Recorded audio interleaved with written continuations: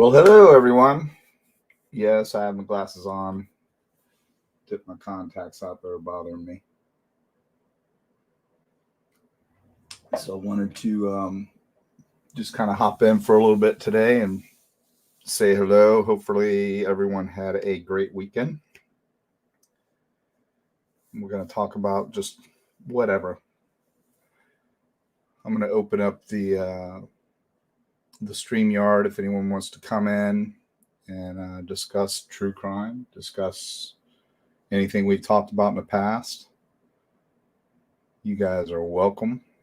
Just kind of an off the cuff scenario today. But I did want to cover some stuff that's been going on. I mean, it seems like I've been, everybody's content for like 5 different creators. One spent like 7 hours on me last night. I really appreciate it. Even the trash communities are covering us mostly. So we won't delve too much into that, but seems like the lack of intellect of these people is even worse than I thought. They can't read legal documents, for one. Some of these guys, like old Dinky do and Weasel Willie,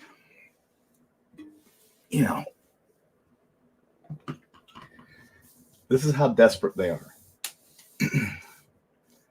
Old Rock Chalk thinks she's bright. She's pretty not smart. So, you can go into anybody. You can go to any county clerk of the court or whatever, and you can look up divorces and civil stuff and all that crap. So they go in. This is how desperate they are. They go in and they look at my divorce from 2013. When you heard my wife come on here the other day and debunk all this stuff, where they pull up the deposition. This is hilarious, y'all. So they pull up the deposition.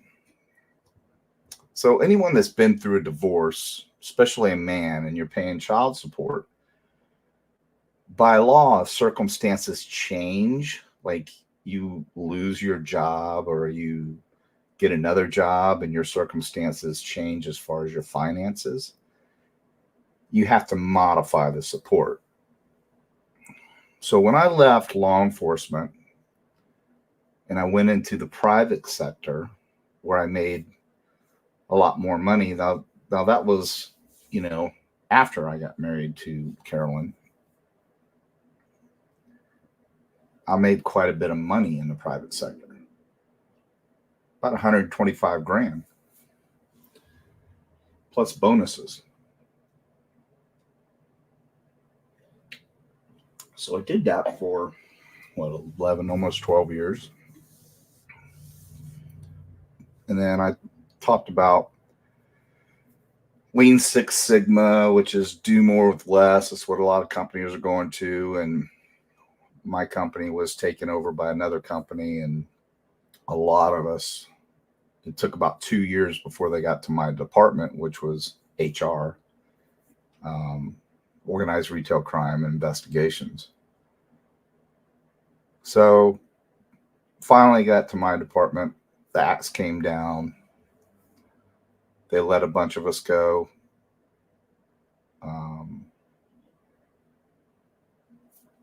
They gave us a severance package. I got a severance.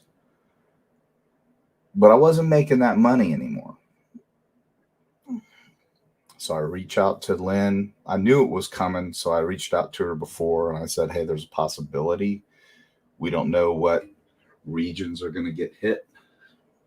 It was going down the coast, and our region was coming up. I said, if my region gets hit, it's a good possibility I'll be losing my job. So she's concerned because paying her quite a bit of money and she depends on it. I said, but don't worry, I'm not going to go on on unemployment or anything like that. I've already got something else lined up, and I'll roll into that. It's not going to be near the pay, but until I can get my business up and going, which is what my intentions were to do anyway, I'll do that in the meantime. So we'll have to figure out what the guidelines would be. We'll have to do a worksheet based on what my income is going to be, and we'll figure it out. She's like, no problem. Just keep me posted. Kids were on insurance and all that good stuff. I was going to lose the insurance. So we had a lot to figure out. So sure enough, about 3 months later, it happened. So got with her and I'm like, all right, here's what the worksheet says. We went over the worksheet. Here's what I'm going to be making. Based on that, this is what it's going to be. And it was about half of what I was paying. So we did that. And I did that paying her like I always was for about 3 years. Now,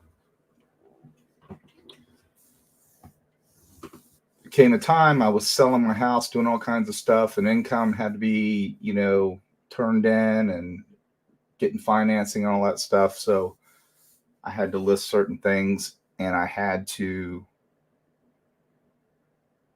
bring court documents of what I paid. Well, her and I weren't going, strictly through the court. We did an agreement and it was signed off, and that's what it was. Well, I was supposed to be paying $1,000 a month. That's what the courts had. But really, I was only paying $5 and change because her and I modified it. So, long story short, I'm selling my house and getting finance and all that stuff. So they wanted the court documents. So I had to go and modify through the court. Of course, the court wants to see everything too. So I have to produce. Hold on a second. Hey, Sterling. How you doing, buddy? Hey, thanks for having me. No problem, man. Just bear with me, and then I'm going to tell this story, okay? Sure, go ahead. So I tell, I go through the court, and I get the documents, and the court's like, well, you got to modify because technically you would be in contempt because you didn't go through the court. So I'm like, all right, what do I need to do? We'll do that. So her and I worked together. We did all that, got it all approved. But, it says because I had to have a deposition for that. So we do the deposition and they talk about, okay, here's what you could potentially owe if it's not approved. I wasn't worried. She wasn't worried. So they go into the deposition and they read all that stuff off and they try to spin it like I owed child support. And I've never owed child support a day in my life. This is what these people do, you guys. It's unbelievable. And in that deposition, I had to talk about all the monies that I had spent for them to approve it. So if I'm out there recklessly spending money, then the chances of them letting me modify are slim. Well, I had a company car, which I lost. So I didn't have a car. My fiance had a car. And the job that I took, I would need a car because it was commodities. I was doing commodities. So I bought her a car and I was going to use her Honda CRV.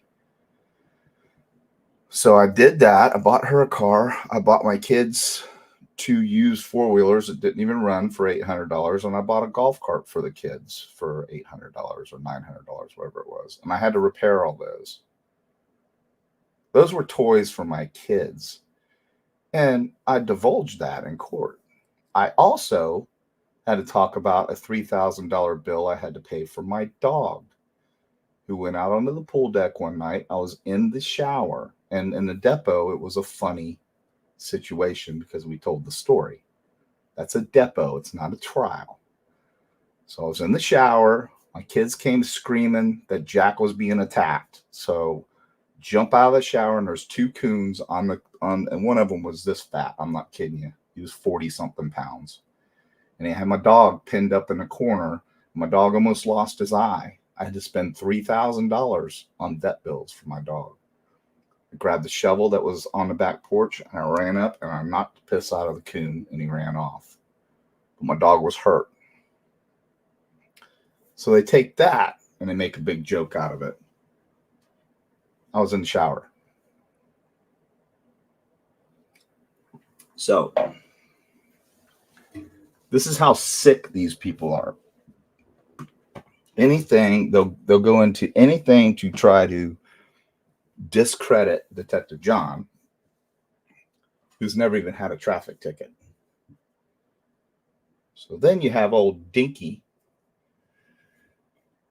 J-Lord I don't know. I haven't spoke to her in a few days now. She was having chest pains. I told her she was in her pool and we were talking. Her husband wasn't there. She was having pain between her shoulder blades and shortness of breath. And I said, don't play with that. You need to go to the hospital right now. It turns out they called a STEMI alert. She was having a heart attack. Got nothing to do with this show. It's got nothing to do with any of that stuff. She'd been not feeling well for a while. So Dinky actually says that she deserved it. I can't make it up, people. She deserves it. What type of person would say something so horrific as to wishing someone would basically die because she has a difference of opinion and doesn't like what he represents, which is lies? Old Willie the Weasel went right along with it. I'm going to play that for you. I'm not going to play it now. I'm going to play it at the end of the show.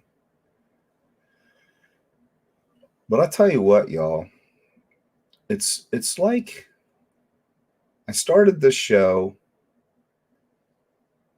for a couple reasons. I wanted to start this show because I wanted to represent truth. Hey, come on back in, man. I'm sorry. I'll get to you in 1 second. But I wanted to represent truth, and I know what I'm talking about. I wanted to help people understand the process. Because let's face it, y'all, people are ignorant when it comes to how these cases are put together. They're ignorant as far as what happens when you prepare a PCA and you TO it over to the state attorney's office. What the PCA actually is. People think, and you've heard me say it a bazillion times, what's wrong with this case is the gag order. The gag order has kept the incident report out of public view. So all of the supplemental reports that have done post PCA, which is just the probable cause affidavit, are not available for us, even redacted or anything. So I would hope that in the future, any of you judges that are considering putting a gag order in effect, look at this case, the Idaho 4 case, and think about what has happened because of a gag order. A lot of people think that, okay, they did the gag order to protect the jury pool, the integrity of that. And that's why he did it. But you can vet a jury pool by just simply asking questions. People are under the impression that if you're vetting a potential juror and they said they've heard about the case, then they're disqualified. That's not true. You ask them questions. All right. You try to establish bias. Okay. In this case is a DP case. You can't have anyone on the jury that is opposed to a death penalty. So they're going to ask that. How do you feel about death penalty? Well, I'm opposed to it. Okay, well, you're disqualified because this is a death penalty case. But you also have to try and determine whether they're trying to weasel their way in because they are opposed to the death penalty and they lie and say that they aren't. So the vetting process is pretty intense. It's just like with the house. You heard me talk about this. The house being torn down. Both sides conceded to tear it down. So we have technology, and I believe that the judge will mandate in the questionnaire that they bring up the fact that there is no house, there is no crime scene anymore. Is anyone going to have a problem with that? If they are, they're disqualified.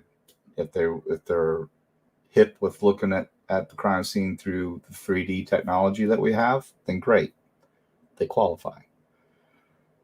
But neither side had better bring that home up as not being available and, suggest that because we can't go to that site that it's not fair. That would be a mistrial, and that attorney would be admonished heavily and sanctioned probably. So I started this channel not to be a bully, because truth be told, each and every one of these shows that I've covered, I have tried to go into their shows. Never got the opportunity because they'll backstroke now and say, well, all you had to do was ask. Well, I did ask. You kicked me out of the show. You banned me, blocked me, did whatever. So we don't do that here because you're all liars. Truth be told is you want to run with your narrative, and that's what your subs want, is that narrative. So you don't want anyone to disprove your narrative. It's bad for business, isn't it, Dago? Isn't it, Dinky? Isn't it harsh? Isn't it, Lana? It's bad for business to have someone actually come in and disprove what you're pushing with actual facts and integrity, knowledge, experience, which none of you have. The end. So you want to keep me as far away from your show as absolutely possible. So you block me, you ban me, you kick me out.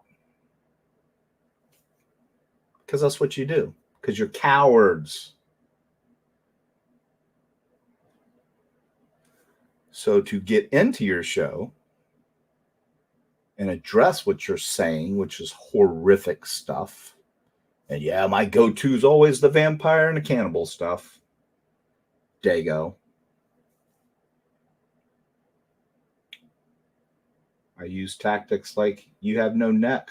Why doesn't that no neck guy come on? Why doesn't he allow me on his show? No guts, no neck, no teeth. But he can get out there and patronize his base and get all these donations all day and ride on the backs of these poor people. The tragedy pimps, you've heard me say.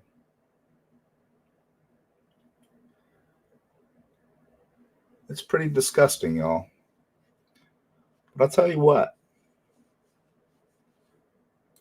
Old DJ ain't going nowhere. In fact, I'm going to double down even harder. I just got my check from my first lawsuit. I got 2 more out there. Not allowed to disclose anything. I will be able to. Not right now.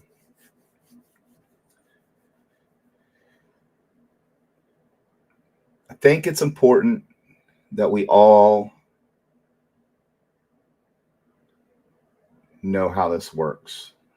And if you don't be afraid to ask. If I can answer and help, then I will. If I don't know the answer, I'll find it. Chances are, if you're asking anything about the process, then I'm probably going to know, because I spent, a long time in law enforcement, and I wrote a lot of PCAs, thousands, worked major cases, rubbed elbows with some great agencies, FBI agents, Secret Service, even the CIA at one time I had to work with. And I'm proud of that. And I learned a lot.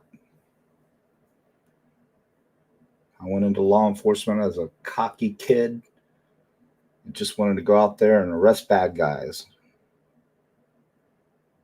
chase them down. All the exciting stuff that you used to see on the show Cops. Those days are pretty much over, people.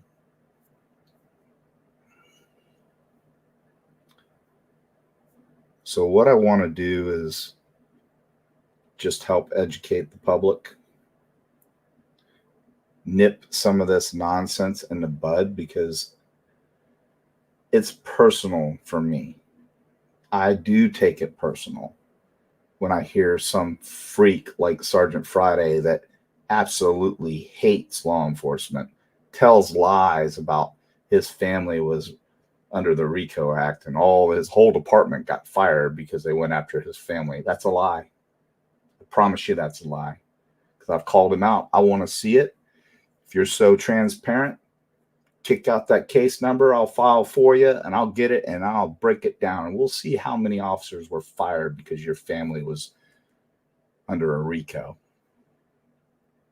It's people like that. They just blow smoke. They're full of it. That guy's so full of himself, it's unbelievable. He just likes to hear himself talk. Every word out of his mouth is an absolute lie. He thinks he knows it all. He doesn't know anything. To lead you all to believe that his family was charged with racketeering, and there was no racketeering, and it was all a setup. Do you know how hard it is to put a RICO case together? Do you know how much time is involved in a RICO case for them to say that there was no RICO? Yeah, BS. You wouldn't even consider putting pen to paper to push through the approvals to start a RICO case unless you had a lot of evidence.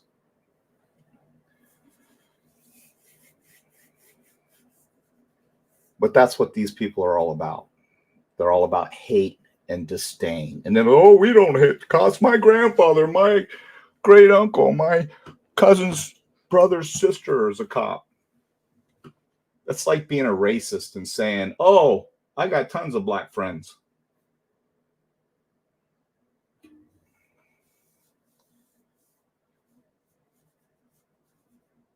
But they'll push that narrative. And it's a cancer. It's a cancer, y'all. That's what it is, 100%. And it's spreading throughout this country like wildfire. Look what we are becoming.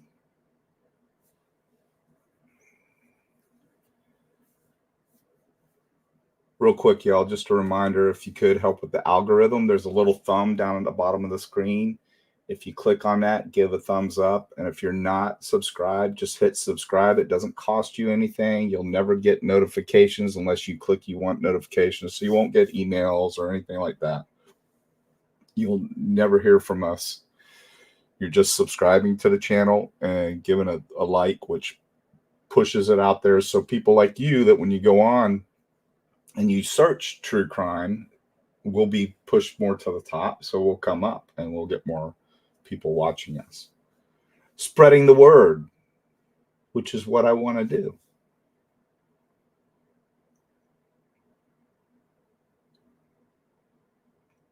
But I'm ashamed of what this country's become. It hurts. It really does. It hurts.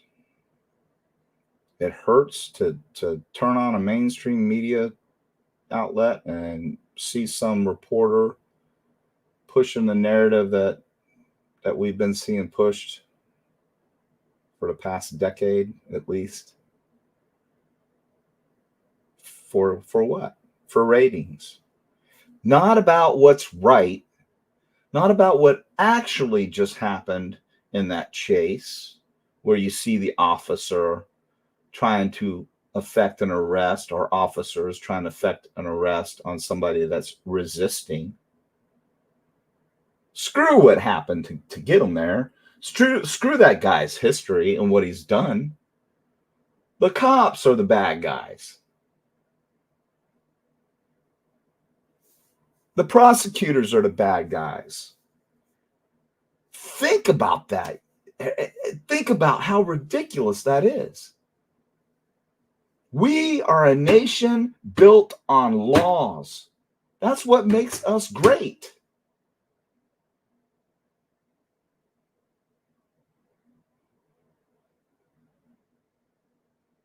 If these people had it their way, we would live in total anarchy. It would be like Escape from New York and Escape from LA. Because I'm telling you right now, if we don't get a grip, probably won't happen in my lifetime, but my kids,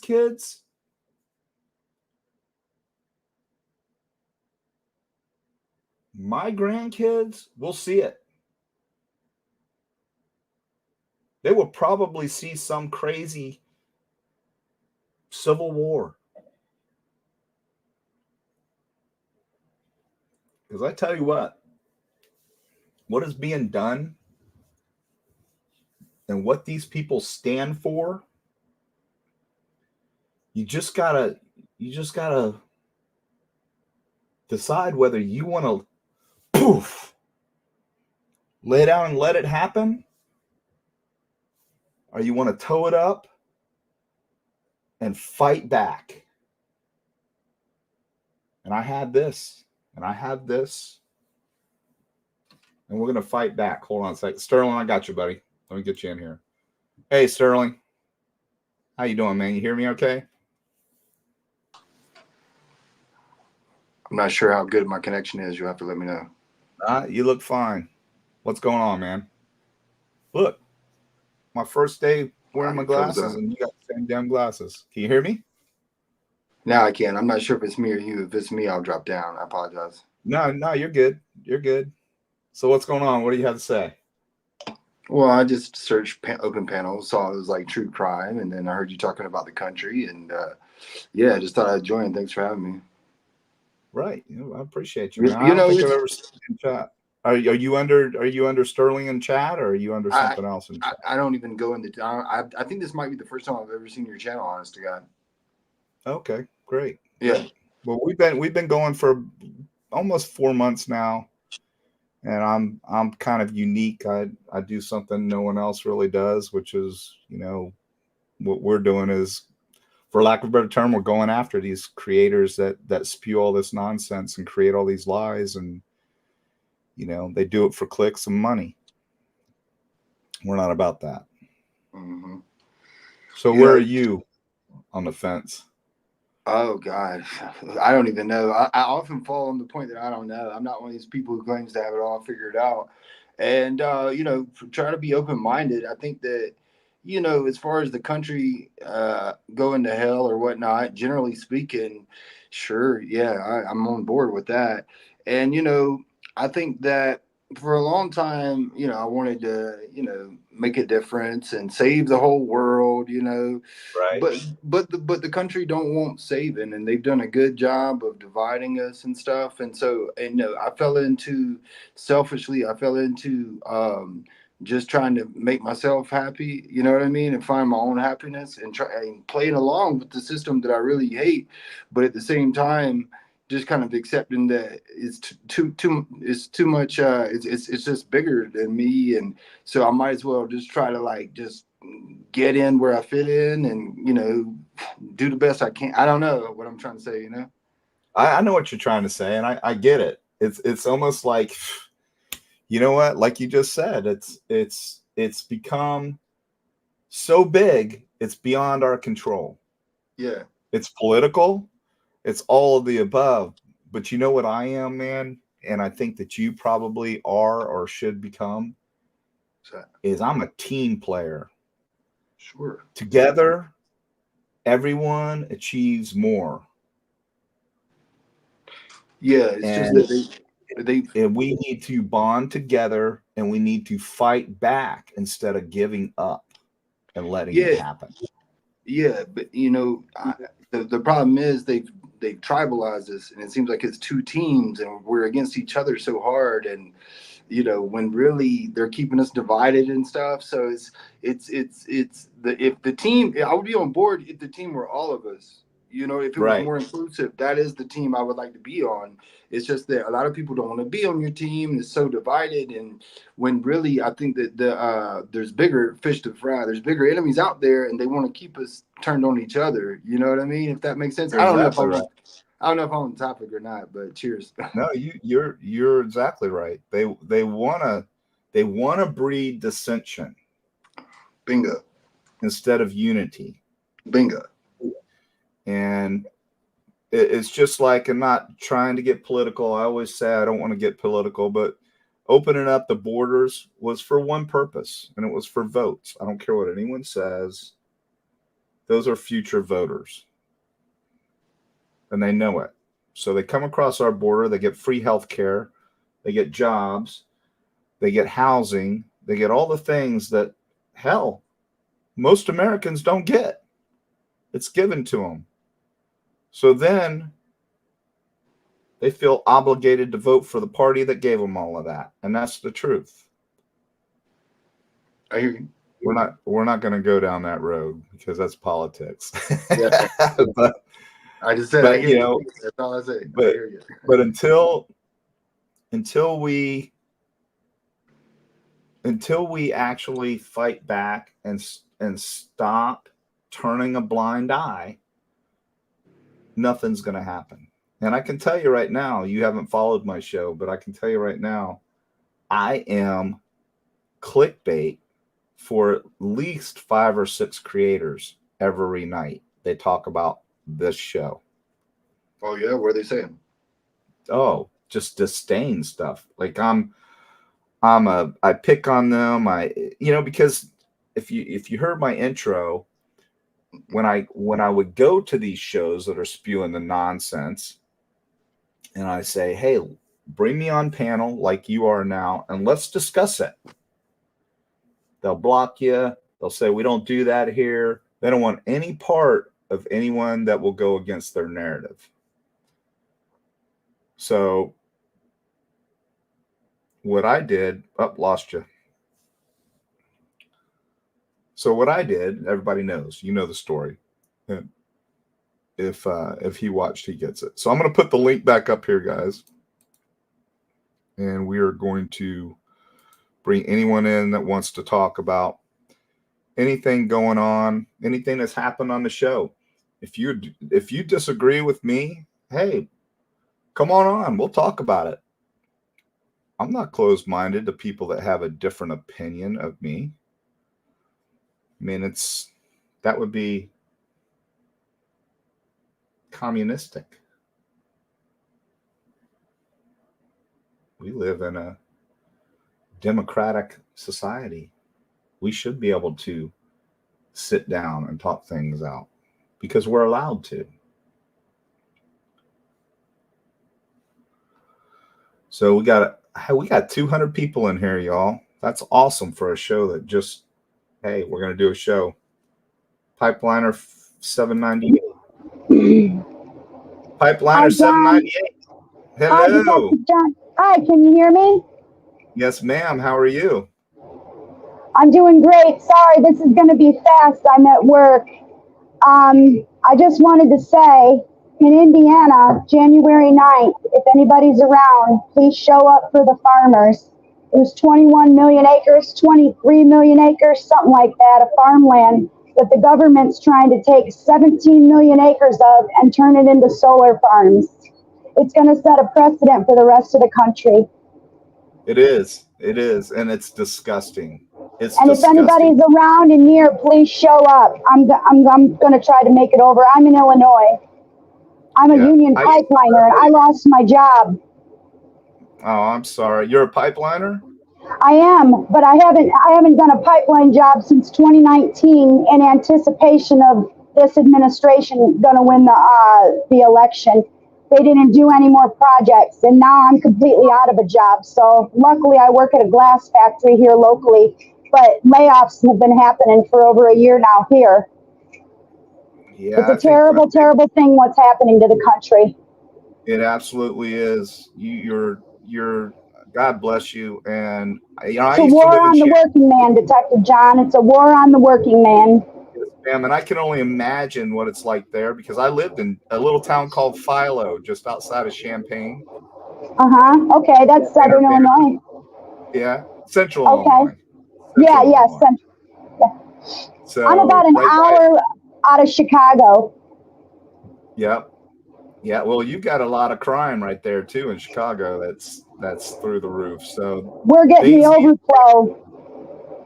Yeah, I'm about an hour away. We get all the overflow of the people that run from the law in Chicago. They come here, Streeter, Illinois.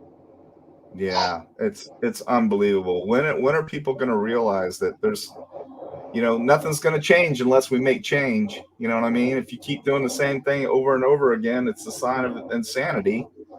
I mean, and you expect a different result. Yeah. I mean, the first step is knowing. That is, and acknowledging it. You acknowledge the problem, and you make changes to try and help. But I can only because I know when I lived. I'm born and raised in Daytona, but my parents my dad started a business up there, and we moved up there, and I couldn't handle it. 2 years for me was way too cold. But I was in the middle of soy and corn fields. That's where my house was, stuck in the middle. Soybean, corn, they'd rotate them. And that's where I'm at too. Yeah, I mean, it was and a family that lived next to me, the Levenhagens, they had like 4,000 acres, amazing, and they sold it. They sold out to what you're talking about. Not the same windmill project. Yeah, but it's no longer windmills, and now it's solar farms. Yeah, solar farms, and so there's no ag in that. Where my house sat, they owned all the land basically around it, and there's no agriculture anymore.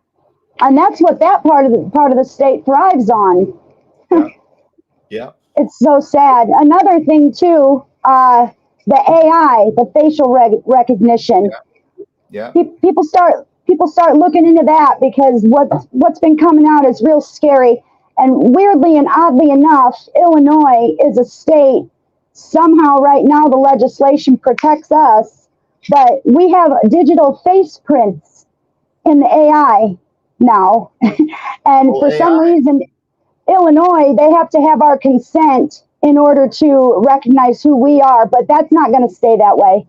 No, it's not. So, and we used AI a lot. When I went into the private sector, when we would have professional, they're called boosters. So a booster is a group that goes out, like they'll go out stealing. They're called boosters. And then you have what's called Smurfs.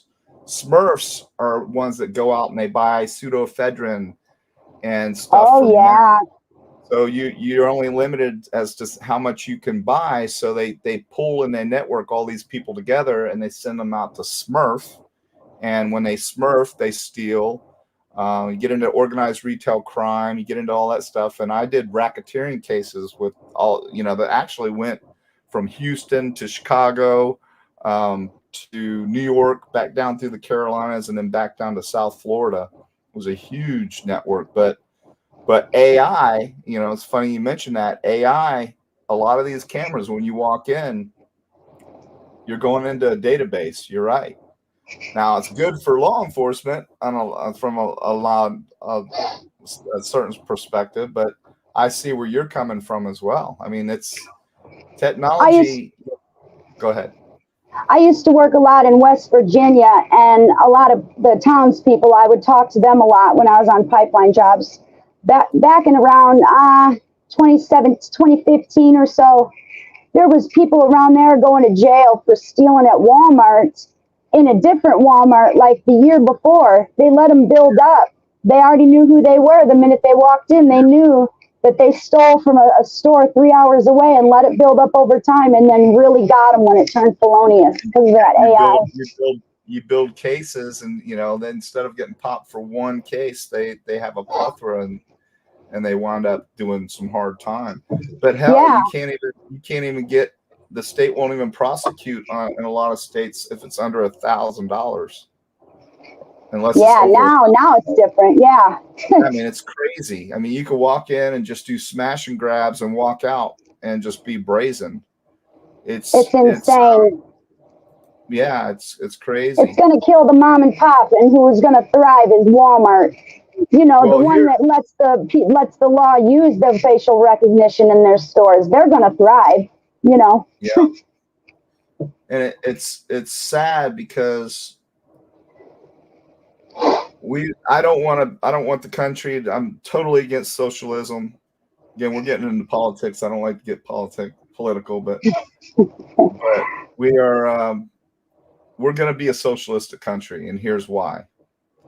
Technology is going to push us there because people will not be able to get jobs.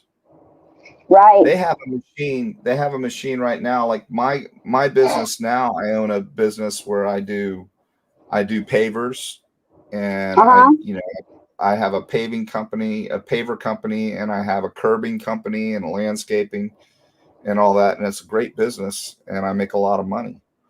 But they actually have a machine now that'll take a whole pallet of pavers and lay it. I've seen that. I've seen that on videos. They'll do a driveway and a 20 by 30 driveway in about 20 minutes. See, and that's scary. And what I just found out, my little old town, it used to be back in the day when you were in high school, you'd get a job and you'd make a good amount of money because you walked beans or you detasseled corn. And they stopped doing that around here for the high schoolers. That's all to the, illegal immigration. My first job was detasseling corn. You want to talk about hard work? That's right. That's where you learned. Yeah. I sat on the back of that combine and we went. Yeah. And it would make that noise, and man, my arms would cut up. But hell, those were the days. That's where you found your grit in life, Yeah. I mean, I was 13 years old, 14. That was hard work, boy. I tell you. And that's where it is going to take over. People want the comfort and the ease. I don't want to keep track of my bills every month. Let the computer do it and automatically pay it. You're not learning anything by doing that. They want to make everything now in the computer, and people are going to welcome it right in just for the convenience. And what's going to happen is we're no longer going to be able to own property. Government's going to own property.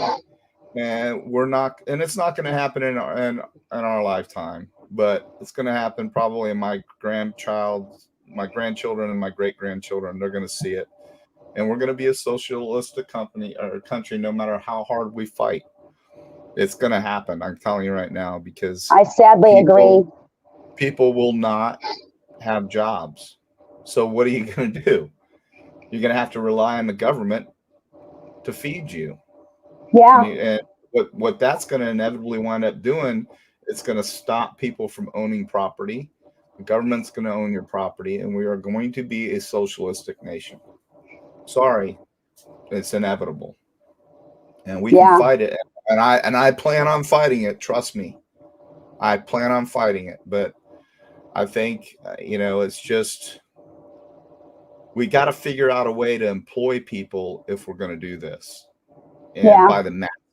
We got to figure out a way to employ people by the masses, because I can tell you what, even garbage collectors, they've got automated trucks now that they're doing everything. Package delivery, they're using drones to drop packages. Yeah. I mean, it's insane. When I think about them drones, I think about that scary thing during COVID when you saw the drones feeding the people in China going to their windows of their apartment buildings. That's what it's going to be like. It is. And if you think about China, people say what they want to say about China, but China is thinking about the future. That's why they're building those platform islands out in the China Sea. Yeah. Blockade, so they can control the shipping lanes. And I'm telling you, everything that China does is calculated. Jamaica, they're buying property in Jamaica. They're buying property in Australia. So I'm telling you right now, we can get in all kinds of conspiracy theories, but I think that COVID sounds like a book, but it would be a what better trial run than to develop a disease that you can be inoculated for. You develop the inoculation, and then you inoculate your own people, except the ones you don't want anymore, the old, the elderly, the small, the sickly. You inoculate the selected people, and then you release that virus throughout the world. And the reason why the United States has never been invaded is because of our right to bear arms. So you basically have a militia in our country. If anyone comes here, you're not only fighting our military, but you're fighting Americans. Yeah. Because we bear arms. So what better way to take over the world, because that's what China wants to do. They want to take over the world. They're a superior race, and they're very racist people. They're very racist people. They do. If your skin is the least bit brown, you're shunned. Yeah. And I know that for a fact because I have a John, friend. I hate to cut you off here, but I have to go now. I'm at work. I didn't expect to get on so fast. I'm so happy I got to talk to you. I hope to talk to you again soon. Thank you. God bless you. God bless America. Thank you, Detective John. All right. Thank you, ma'am. Bye-bye. What a nice lady. That's a new subscriber. I've never seen her before. The last guy, I've never seen him before. And we're getting into politics, y'all. And I always say I don't want to talk about politics, but I do have a show that's going to be a political show, and we're going to talk about politics. Right now, we're going to do this, but eventually, and it's I've got big plans for that. But she's right, and it falls in line with everything else that this country was built on, that is being torn down daily. And the first thing that's going to go is law enforcement. Defund the police. Don't respect them. Shove a camera in their face. Get them fired. Create YouTube channels where you just decide you're going to go out every day and look for somebody pulling somebody over. And then you go mess with them to the point where they might lip off or say something unprofessional, and you get clicks. That's what we're becoming, people. So you have your people like your Dagos and your Dinkies and your Lanas and your Harshes. Two of which aren't even American. I get Sergeant Friday telling me that what do you call me, a bigot for saying that? I'm a bigot because I say that people from outside of our country are criticizing our justice system. That makes me a bigot. You don't know the definition of bigot, just like you don't know the definition of corruption. You're an idiot, Sergeant Friday. Yep, I said it. That guy, I hope he starts his own show one day. So anyway, I'm going to put the link back down here again. I did 2 posts and bam, people came up. So pop in the link, like and subscribe, y'all. And let's talk. Let's talk about the destruction of our country when it comes to crime, law enforcement, our justice system, because that's where the breakdown is going to start and has started and will destroy America. I promise you, I promise you, I promise you, it will happen.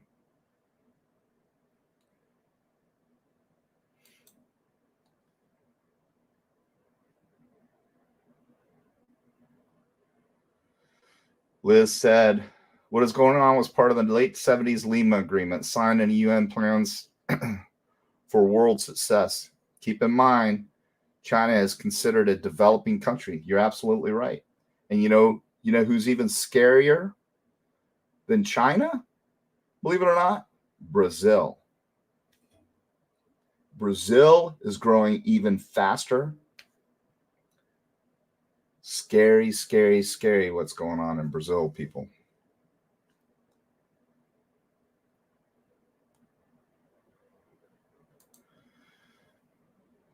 Rachel from Truth says, I don't have an issue from anyone, anywhere coming here, but it just needs to be done legally. I agree 100%. Go through your ports. Do it the right way. Let's face it, most of us are all immigrants.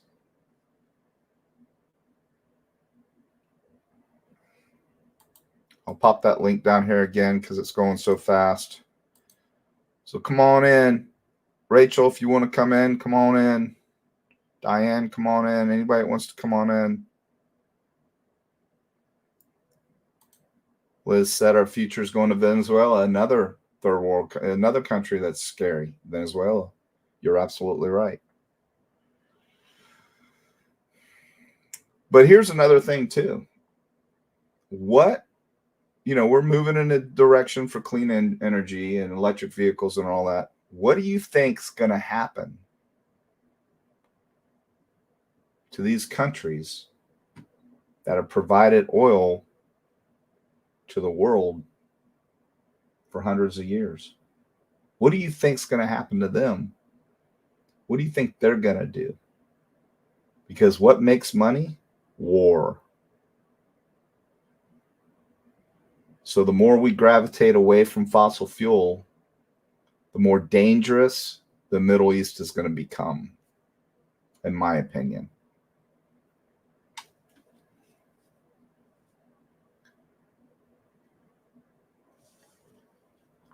We got Mike.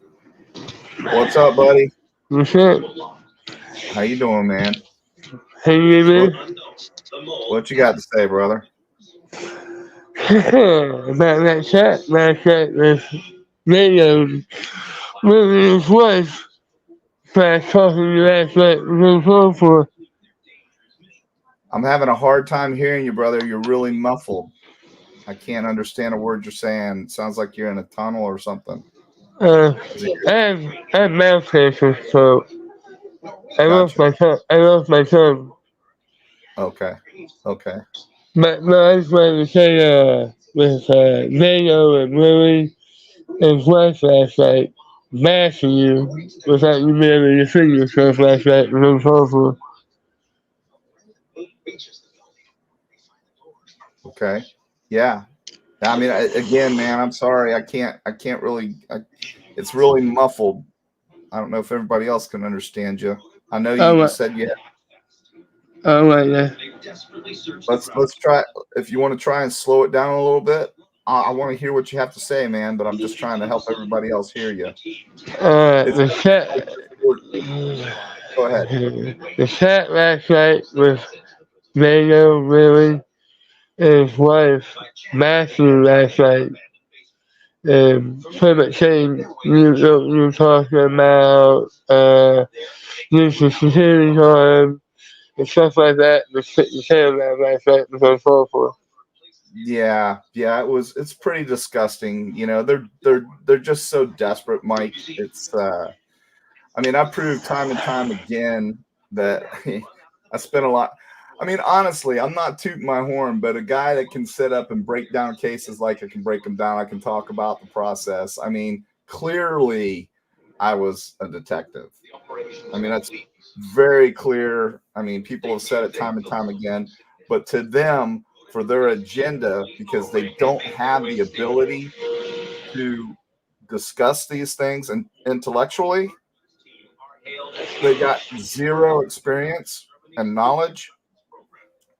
They should just be learning from a guy like me. And they have. I've heard them repeat verbatim exactly some of the things that I've said, and I've heard other qualified people say. They some of them have retained some of it and then act like, you know, they're kind of plagiarizing what people say. But Right. that guy, Dago, has no clue. He has no clue about anything. His whole show is nothing but a bunch of, you know, scumbags, for lack of a better term, that come in and try and push an agenda and talk about things that they know nothing about. Yet they want to be. I call them the disruptors because they just want to disrupt our world and they want to disrupt our country and what we believe in and what we try to fight to do every day, which is provide law and order for this country. And they just want to disrupt that. It's sickening, and I'm not gonna, you know, they're trying to do everything they can to end my show. I've not got one. Just so y'all know, you're saying that you're filing all these complaints against Detective John. I have not got one complaint from YouTube. So I must be doing something right. I must be doing, you know, I must be doing it the right way because not got a strike, not got anything. Because I'm smart. Because I'm smart. Yeah, Just because I call you out for the obvious doesn't mean that I'm not allowed to. Right. Right, Mike? Yep. Yeah, they sent me off the chat last night for sticking up for you. Oh, you sent me the message. Thank Yeah. you, man. You said you were sticking up for me in chat. You know what's funny is I went in there and I said, bring me up on panel right now. And I'll straighten this all out. I got into backstage and they refused to let me come in. You know why, Mike? Because they know I would own their asses. They even talk about it. They even talk about the fact that I'm back there, and I actually fell asleep. so I guess I was in the backstage for hours after that, and I wasn't even watching the show. But it was disgusting. My email just blew up, and I was getting messages saying, they're at it again. I love it. Yep. They're giving me subs. They're just making me more popular. I mean, I don't even have to try hard. They're doing it for me, Mike. But I appreciate you doing that, man. Thank you so much. So, hey, it feels good having a little integrity, doesn't it? It feels good going back at those idiots because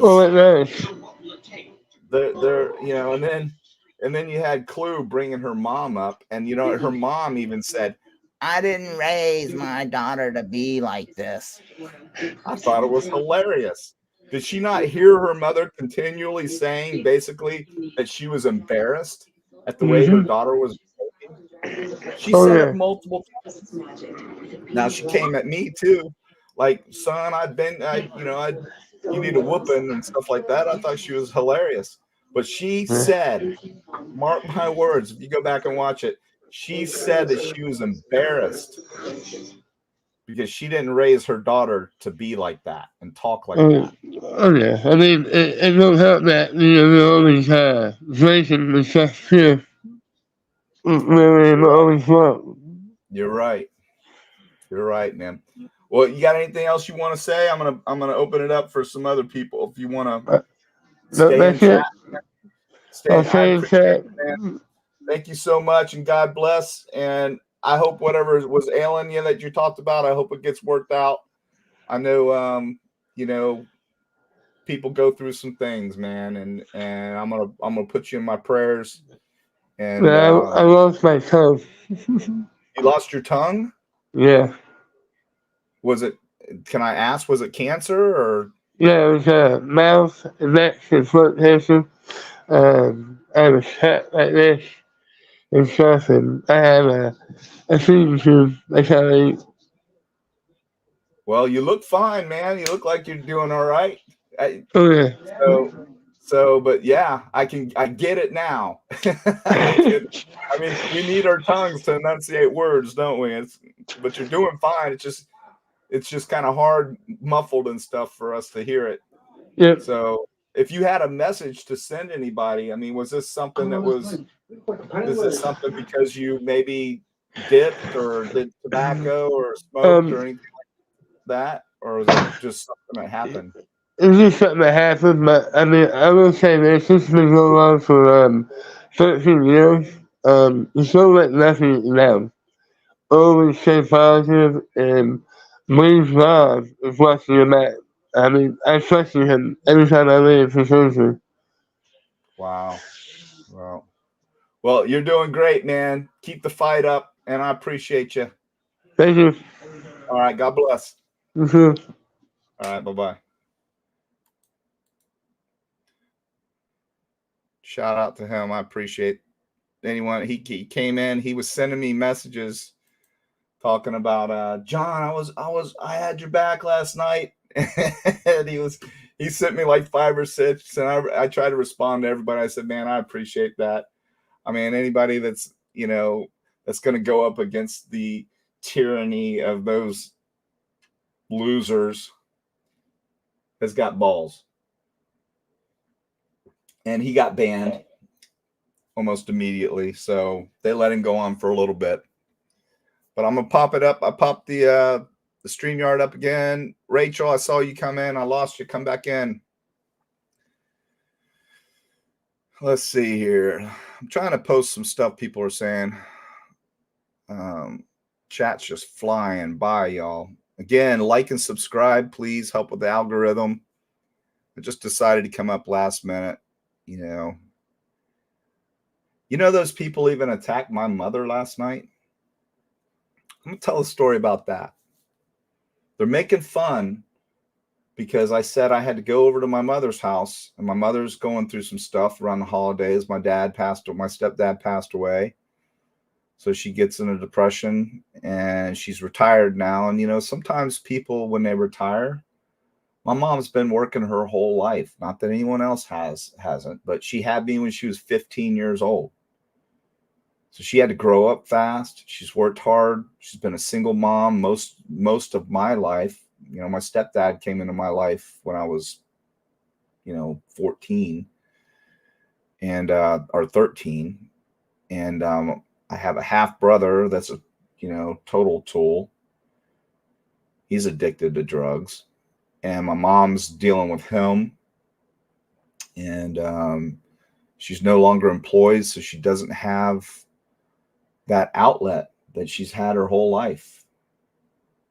And I've tried everything, y'all. I took my mom to Las Vegas. She's never been to Vegas. And I started seeing a downward trend around then. This was about 3 years ago. Rachel, now there's the Rachel I want to look at them guns. Hell yeah. Bring it, Clue. You get whooped up by Rachel. So anyway, I started to see, when I took my mom to Vegas, it was weird because my mom's always been really together, and you didn't have to hold my mom's hand for anything. And I started seeing these signs that it was almost like she was a child. When we're gonna get there? How they getting how they getting our stuff up to the room? I'm like, Mom, we got this. We're at the Bellagio. Or the Venetian. And I said, don't worry about it, Mom. It's all right. And it was like and I'm not kidding you, it's like I had a little 8, 9-year-old kid with me.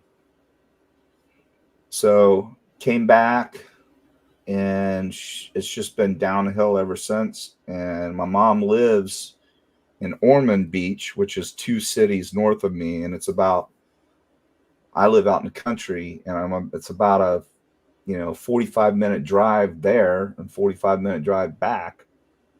And I work all day, so I try to get over as much as I can. I've actually got her here at the house for the weekend because I'm so worried about her. But last week, I told the story. I had a rough day with her. I had to leave work and fly over there because she wasn't answering the phone. And I wanted to take her a puppy because one of my employees had a litter of puppies. I've taken 2 of them. One of them was supposed to be hers, but I can't give her a puppy. And so I've wound up with both of them, which I love. But I go there, and my mom inherited a huge grandfather clock that's over, it's a 100-year-old clock, and it's beautiful. And grandfather clocks they're top heavy. They're not real sturdy like these idiots were saying last night. So my mom was winding the clock, and she lost her balance, and she grabbed the inside of the clock to catch herself, and the clock fell down on top of her.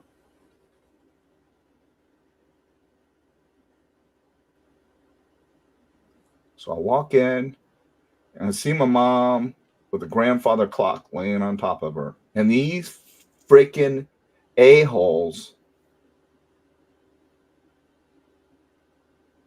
were making fun of that last night.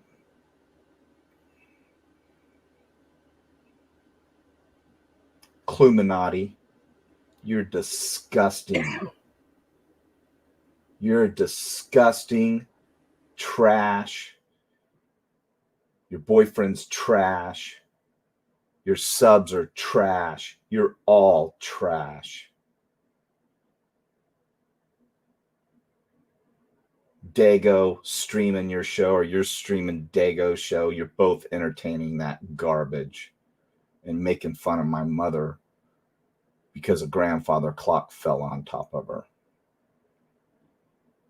And they made all these comments through the night. I wish I had a better clock. Hey, Mom, you got a good clock?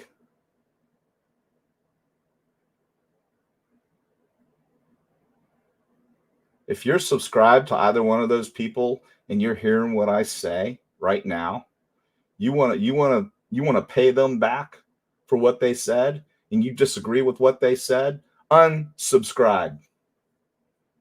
You want to show them how you feel? Unsubscribe.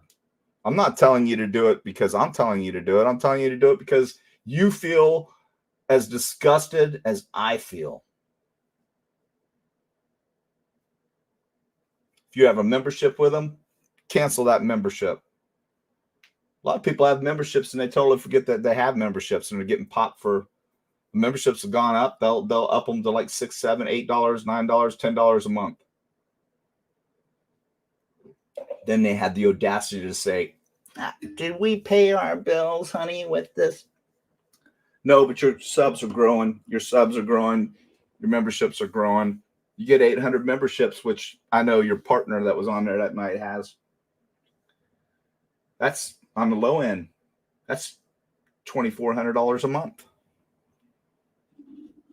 Then you stop using chats, or you stop using the avenues that YouTube gives you, and you put your Venmo and your Cash App up there. So you don't have to go through them anymore. So your Venmo and your Cash App gets hit. To push lies. To promote stuff like making fun of my mother because a grandfather clock fell on her. That's how disgusting these people are. That's pretty damn low. It's unbelievable low, Rachel. I tell you what, Clue. I'll meet you at any gym in the country. We'll sign release forms so nobody can go to jail or get the cops called on them. We'll throw on those 4-ounce gloves and get in any cage or any ring you want to get into, and we'll film it for YouTube. Well, that would make some money. The video. Winner take all, including the video. We'll post it on John's channel. I tell you what, right now, Rachel, I would pay $1,000 to see that. I would throw down $1,000 to see that. We'd live stream it on the show. Just because you're good at flapping gums don't mean you're good at throwing guns. Yeah, she actually challenged you. I don't know if you watched it. She actually challenged you, said she would out debate you or out talk you or something. Like she was smarter than you. I'm like, somebody told me she was talking about like fighting. She was. That too. Like physically fighting. Yeah. I would beat her any way she wants to do it. It doesn't matter. I'd like to turn J-Lord loose first.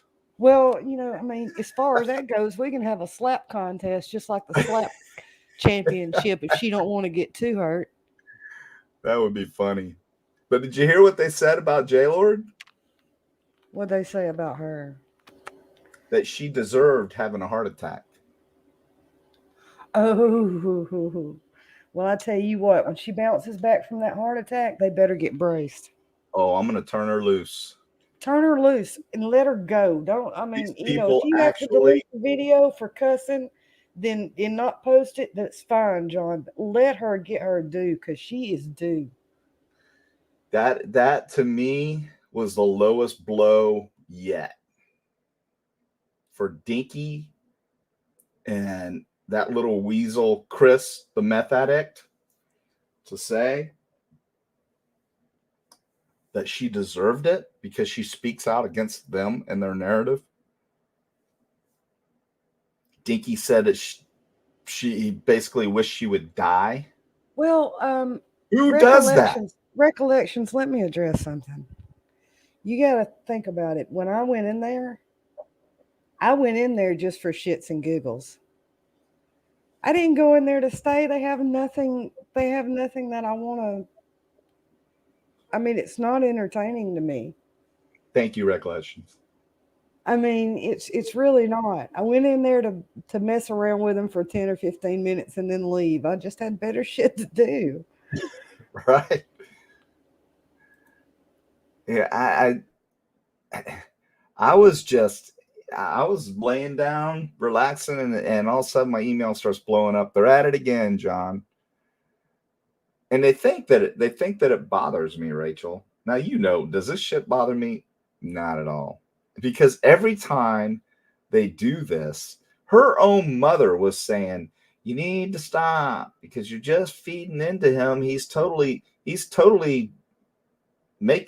She basically said he's making y'all look like idiots. I'm telling you, you need to stop because you're playing into exactly what he wants.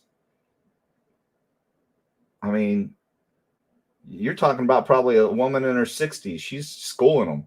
And she actually said multiple times she was embarrassed that Clue was her daughter because she didn't, quote unquote, I didn't raise my daughter to be this way. But once she became an adult, I can't stop her. Now, what is that telling you, Rachel? You there, Rach? Hello? Yeah, I'm here. What would that tell you if your mother? I know your mother would never say that about you, but if your mother said to you on a live show that she didn't raise you that way, How embarrassing can that get? I'd be mortified. If I brought my mother on a show to back me up, to support me, and she repeatedly said that over and over and over again, because clearly she is embarrassed at what she's heard. Now, she still defended her daughter against me, but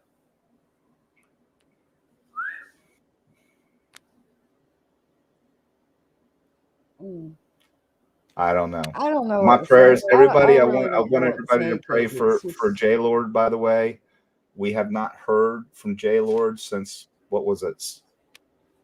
When was that? It's been like 3 or 4 days now. Mm-hmm. So for anybody that doesn't know, J Lord is, like Rachel, one of my top mods, and she does her own thing though. J Lord is out there throughout the day. When I'm working, I don't tell anyone where to go or what to do. See, J Lord has the type of job where she can sit in these rooms and listen to bullshit all day while she's working. Yeah, she can. And the crazy thing about it is that woman don't forget a damn thing she hears or sees. She doesn't. I can't believe the memory she has on her. She does, and if I'm like, what's this person? I just describe them, and she's like, that's Bam Bam so and so. She's on it. She's so deep. She's so deep into this shit. She even knows what people's alter ego sign names are. Yep, she does. By the way they type. I'm not kidding. It trips me out. See, I've been on this psychological kick lately. I've been watching The Interview Room and Dr. Brucato, and I haven't too much been nipping today. Nothing today. 62. Mike that was on here before Rachel lost his tongue. That's why he was hard to understand. And Jelly Baby's talking about it too. But God bless him for coming on. I had to, and you know what? Somebody will say something about that. You watch. I had to kind of tell him to lower his volume so we could understand. I knew something was up. And then he, I asked him, and he was gracious enough to tell us, because I knew there was something, and it wasn't that he was on drugs or anything like that. The man doesn't have his tongue. Pretty hard, and he's doing fine. God bless him. Rach, I lost you again, hon.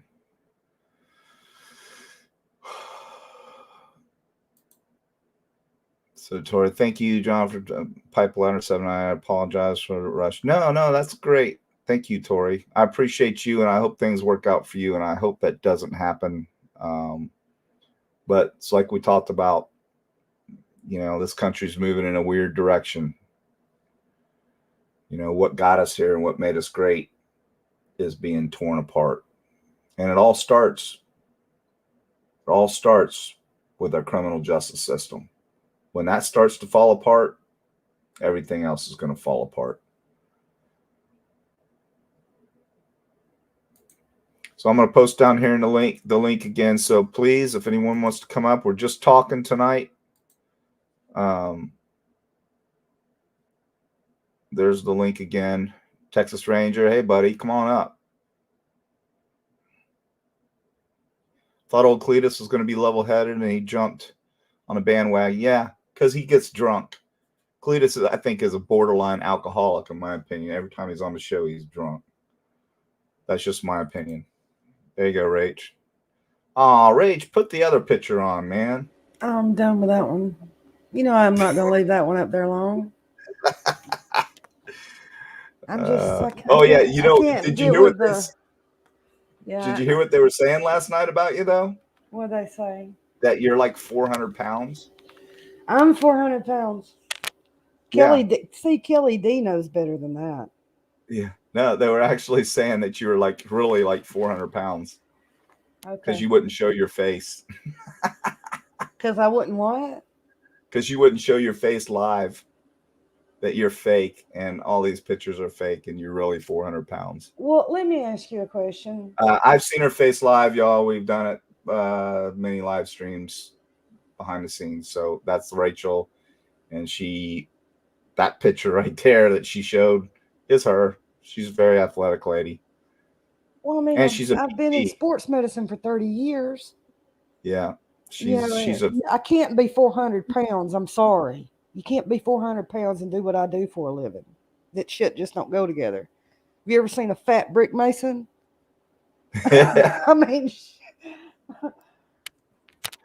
hey, you know what? exactly. Rach, I don't even go to the gym anymore. And I've been accused for how long of being on steroids? And how old are you?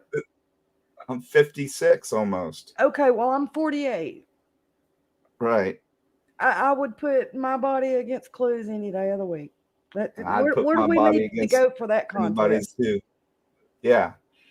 Because that's all she's got. And all she talks about is how fat she is. And she's jumping on a trampoline. The only reason they said I'm 400 pounds is because she must be 200, 250.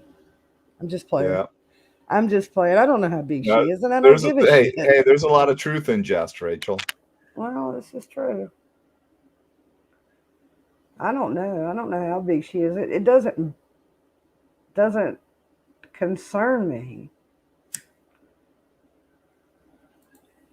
Let's see. Yes, they hit all-time low. Clue's mom accusing Dylan and all of them making jokes about your mom's accident like a bunch of 13-year-old bullies. Yeah.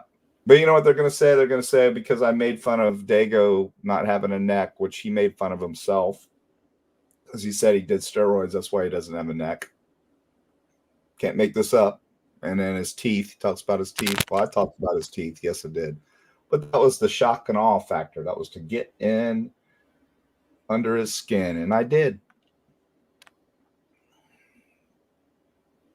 And then they say I talk about people's kids. I don't talk about people's kids. They talk about their own kids. They dox themselves. Dinky's the one that said that he can't see his kids. His wife's got an injunction on him, and he hasn't seen his kids in, I think he said 4 or 5 years because of the injunction, because he's crazy as hell. And he says that he's crazy as hell. Says that he can't even go outside. He can't be around people because people need to be afraid of him because he's afraid to be around people. I can't make this up, people.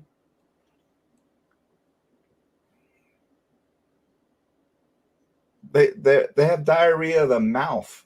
They are not smart. You got Weasel Willie. He runs his mouth to another creator who doxes him. I never doxed Willie one time. Never.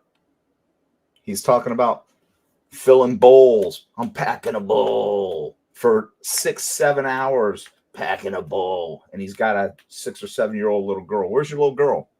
While you're packing your bowls. Yet you want to come on and try to disrupt my show?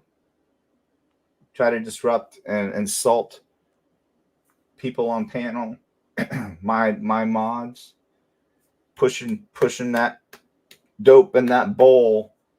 And I simply said, you know what, you've been on here all this time, you've never even acknowledged your child. Where's your child at? It's legal. I got a card. You know, when I say just because you can say it doesn't mean you should say it. Well, just because you can smoke it doesn't mean you should smoke it in front of your child. Sorry.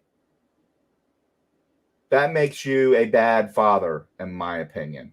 That's purely my opinion. A bad single father, which we'll get more into that, but not tonight because you opened the door. And then you got the old other British lady across the pond who's on for hours, streams our show, talks about us, didn't even know who the woman was. She creates a show about Detective John. Whole time she's drunk off her ass, getting drunk with some other lady talking, and she's got her kid in the background hacking up a lung. She just said that he's been out of school because he's been so sick. She's got 29 people in her chat. So she chooses to entertain 29 people, y'all, for hours while her son is hacking up a lung. I'd be curled up in bed with my son, trying to make him comfortable, making sure that he's getting rest so he can get better, not trying to entertain 29 people sipping down the wine, getting shit-faced. Is that a bad mom? Yeah, that's a bad mom. Maybe not in the grand scheme of things, because I believe she's really not a bad mom. But that night, she was a bad mom. Ate her alive. She couldn't sleep. Dinky said he didn't sleep for 13 days, and I don't believe she slept for 13 days because I implied she was a bad mother. Did I really? Or did I just call out the obvious that everyone saw? That's how unsmart these people are.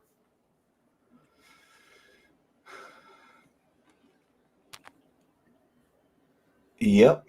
So go ahead, Rach. You back? Well, I was sitting here talking to Llama. Dalai Lama. Hey, Dolly. Mhm. Dalai Lama. She was. Man, we she got a was. lot of people. Hey, she was talking about putting out donuts to distract Clue. You know, and I started talking about going all in on cheat day. I said, "Oh, I love cheat day." I said, "I go in all day, not just one meal. It's all day. Candy bars, ice cream." Yeah. Yeah. She was also last night making fun of your sexuality, made a lot of homophobic statements, called you a, muncher, all kinds of stuff. Oh, yeah, it was pretty bad, Rach. I've been known to indulge in Whisker biscuits with butter. And I'm not ashamed. I'm not ashamed. No, but you're actually bisexual. Right. Correct? Yes. Okay. I'm one of those 95%ers. You're going to have to explain that one. It just Throw a means little I'm comedy into it, Rach. extremely picky about men. Well, let me ask you. I mean, I don't mean to get personal, but were you ever done really bad by a man? No, no. So that's none not of the that. reason. No. That's not the reason, like people implied a few shows ago. See, No. that whole typical freaking comment is not true, people. I've never It's been. a choice. I've never been sexually abused by any man. And There you go. I've got the type of job that if it was going to happen, it would have happened. You know, so, I get flirted with as much as nurses do, and you have to ignore that type of stuff. But I mean, I've never been physically or sexually, I've never been sexually assaulted by any guys, ever. So I can't, nobody can blame that. And I mean, I love guys. I do. I'm just really, really picky. Big time picky. That's right. So I know he's going to have to be athletic, articulate. I don't think he necessarily would have to have money for you. You just want somebody that would be nice to you and respect you. But hey. Well, I don't like. I like real men. Does that make sense? That does make sense. So Cletus, he wouldn't be a real man, would he? No, I like the type of dude that when I'm around him, I feel protected, so I don't have to be defensive. Right. And I don't know. I just think you're supposed to let men handle conflict. Right. Until Cletus tried to get all. Unless you're dealing with a woman, you know what I mean. There's a type of women try to get their men into fights because they won't stop running their mouth. I'm not one of those, you know. I'm not the type that will embarrass a man in public and go off. I've never been that way. I mean, Right. I You just missed it last night too, Rachel. You missed it. AR came on last night, right? I remember yeah. when he came on. I don't know, it was 3 or 4 days ago, and he slipped up telling one of his bull crap stories, and he says, you know, he's talked multiple times about him being on probation, right? Parole, not probation, parole. So, and he says when he was at the Walmart with his wife, and he was talking about his temper, and somebody ran into the back of her with a shopping cart, and he went ballistic on him, and they called the police, and the police came there and shot him in the legs. I can't make this up, y'all. He's on parole.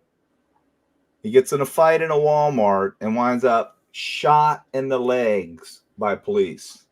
Again, I want that police report because you know what? I can't find it under your name anywhere. I called 2 jurisdictions. I'm trying to find it. So, AR, where's the receipts?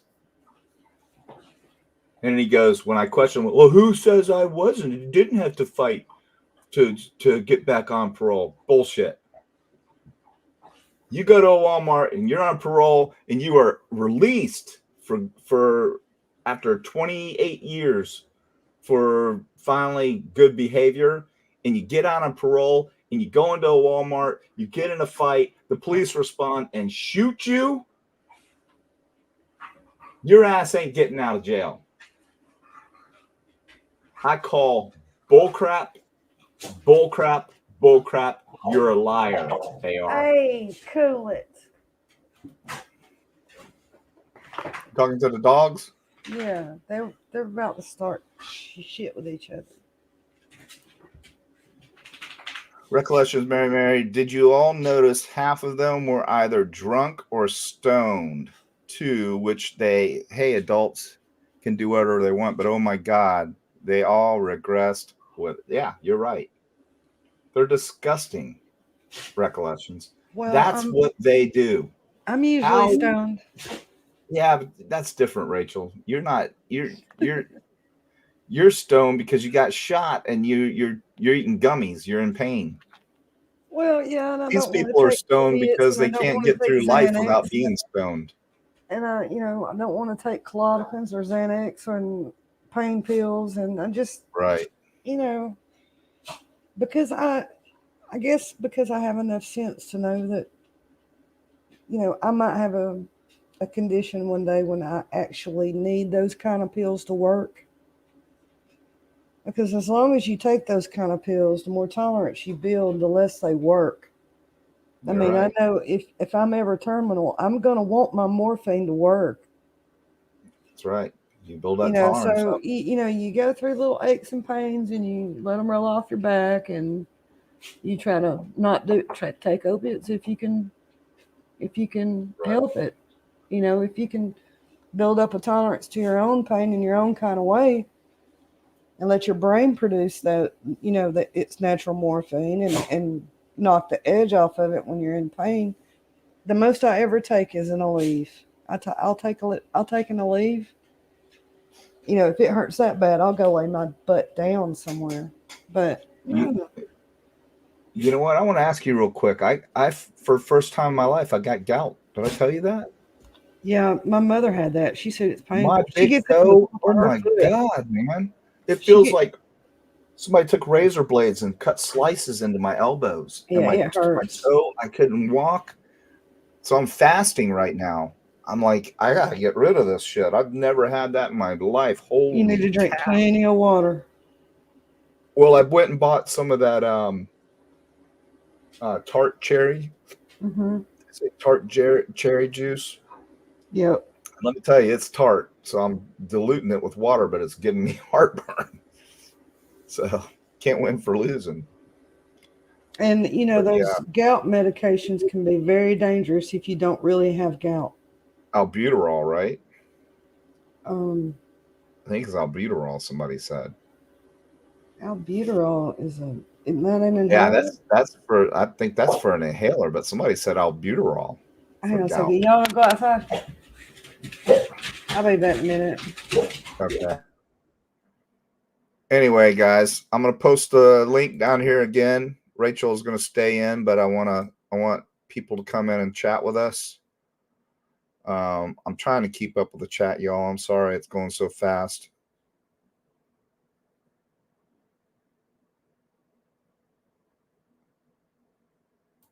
Yeah, and let's talk about old Kelly D for a little bit, because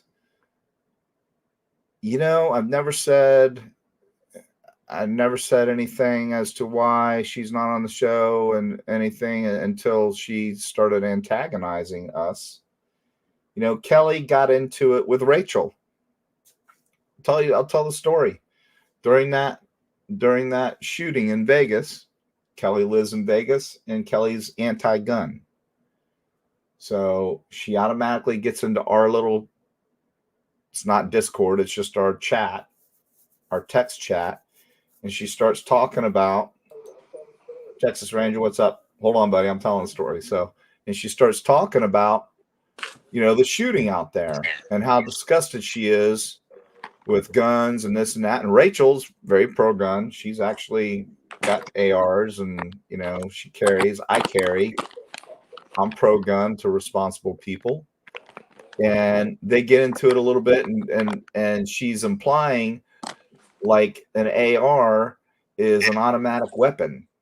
And so Rachel's like, it's not an automatic weapon. It's totally different than an automatic weapon. These are semi-automatic weapons. And so they get into this shouting match, and I said, knock it off. Didn't say it just like that, but tactfully said, hey, guys, we don't discuss politics. Guns are political. Let's get off of that. Let's not talk about it. I don't want to discuss it. So neither one of them got off right away, but Rachel got off after the second time I asked. She stopped talking about it, but Kelly continued. Tell that to those parents of the victims. And that's not what Rachel was saying. Rachel was just saying, hey, basically people kill people. Guns don't kill people. Go over to Britain, and they're the number one way to unalive somebody is with a knife or a machete. So if they want it to happen, it's going to happen. Weapons are weapons. But anyway, she wouldn't stop. She kept going on and on and on and on and on. So I sent her a message again and asked her to stop. And then she calls me and she demands that I kick Kelly, or that I boot Rachel from the show. And I said, look, I'm not going to take sides. You two figure it out. You're grown adults. I'm not going to babysit. In the whole chat, I went off and said a few choice cuss words that she don't really care for. Yeah. When I was talking about the media, not only the liberal media, but the media in general, because they call an AR-15 a weapon of war, and it's only a semi-automatic. It's not fully automatic. It just looks like a weapon of war, people. It's just designed to look like a military grade weapon. It's not. You have to go through almost a year worth of inspection and training to be able to have a license for a fully automatic weapon. Yeah. I mean, that's a special license, and it's like what you have to go through to get approved is like trying to get a job at the FBI. They just don't let anyone have those licenses. And that's what aggravated me, is because she was calling it a weapon of war. And I'm like, no. No, it's not.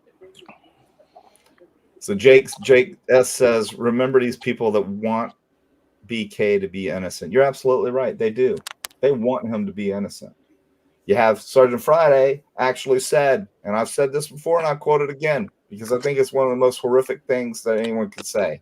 And he said, and I quote, if anybody finds out that that man, Brian Kohlberger, actually did this crime, and he actually is the one who did commit these unalivings, I hope he gets off on a technicality just to teach the American people a lesson. I promise you. I He have it did. on one of my shows. He said he doesn't care if he's guilty. He said he still hopes he walks on a. Yeah. Hey, Black Austin, I bet you was laughing at that, wouldn't you? Is he even in here? We I man. haven't seen him. I haven't seen Black Austin. So He cracks me up. but those are the type of people we're dealing with, y'all. Disgusting trash. So what you got to say, Texas? I saw you were on the show too last night. I believe you were on there, weren't you? Were you in No, there? they won't. I can't say anything on there. He's got me blocked. Unbelievable. But that stuff, it's not albuterol, it's allopurinol, John. I'm sorry. You're right. Allopurinol. My Yeah. bad. You're right. They gave my brother had gout, and that's what they gave him. And then when I had kidney stones, that's what they give me to get rid of the kidney stones. Yeah, and if they're uric acid stones, that's what they give you. I get kidney stones, and mine are calcium oxalate, and there's nothing for those. But the uric acid ones, which was what my step grandfather got, which is from basically eating too much red meat. Hey, John, did you go and get your kidney stones busted up in smaller bits? Yeah, lithotripsy. I've had that done probably 200 times. I had it done once, and it didn't work. They had to actually do a what the hell they call it? They actually went up. The last one that I had, it wouldn't break it because there was galactite, like sand spurs, and they were embedded into my ureter, so they wouldn't move. So they went up with a what the hell's it called? Somebody in here will know. They go up with a scope, and it's got like a claw on the end of it, and they grabbed it and pulled it out. That's what I had done. Yeah, I'd rather have that done than lithotripsy, to be honest with you. Did they put the stent in you too that you had to wear for a couple I won't weeks? let them put stents in because the stent to me is worse than the damn kidney stone. I can't take it. It hurts like hell. Yeah. And I'm like, no, just bust it up and I'll piss it out. I don't need no damn stent. It feels like somebody's stabbing me in the back with a damn knife, almost as bad as a damn kidney stone. So I don't even let them do that anymore. Yeah, it's pretty rough. It works for some people. It doesn't work for me, though. Damn, y'all are reminding me to drink more water. Mine was from iced tea and red meat. Yeah. They say, you know what they say? If it's brown, don't drink it. That's the rule of thumb for kidney stones.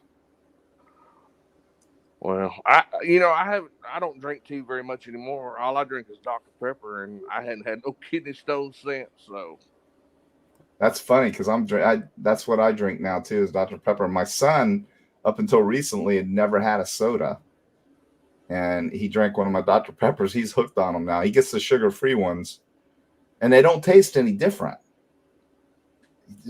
The Dr. Pepper tastes the same, sugar-free or sugar. So I don't know why anybody would drink it with sugar in it. I've heard that, man. I got to have the regular. Yeah, but it doesn't. To me, it doesn't taste any different. Well, but Black Austin, this is Ranger in here now. I'm a friend. I don't know who that other guy was a while ago.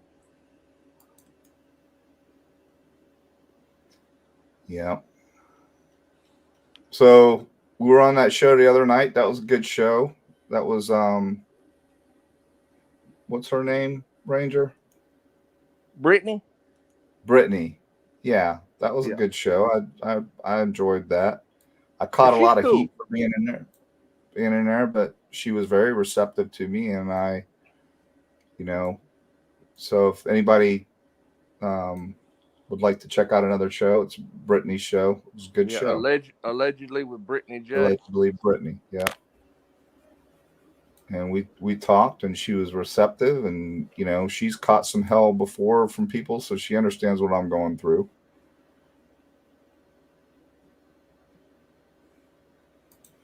Marissa says, I like the side of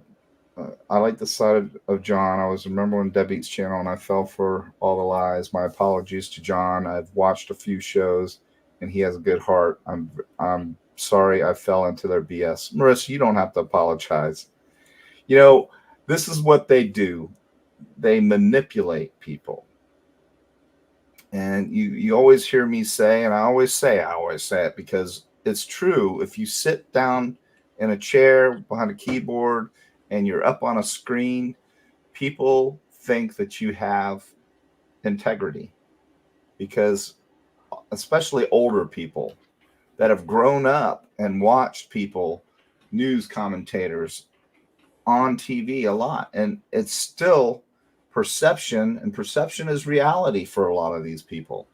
So they feel like if they see that guy that you're talking about on there, that he must know what he's talking about because he's on a smart TV or even a monitor from a computer, because perception is reality.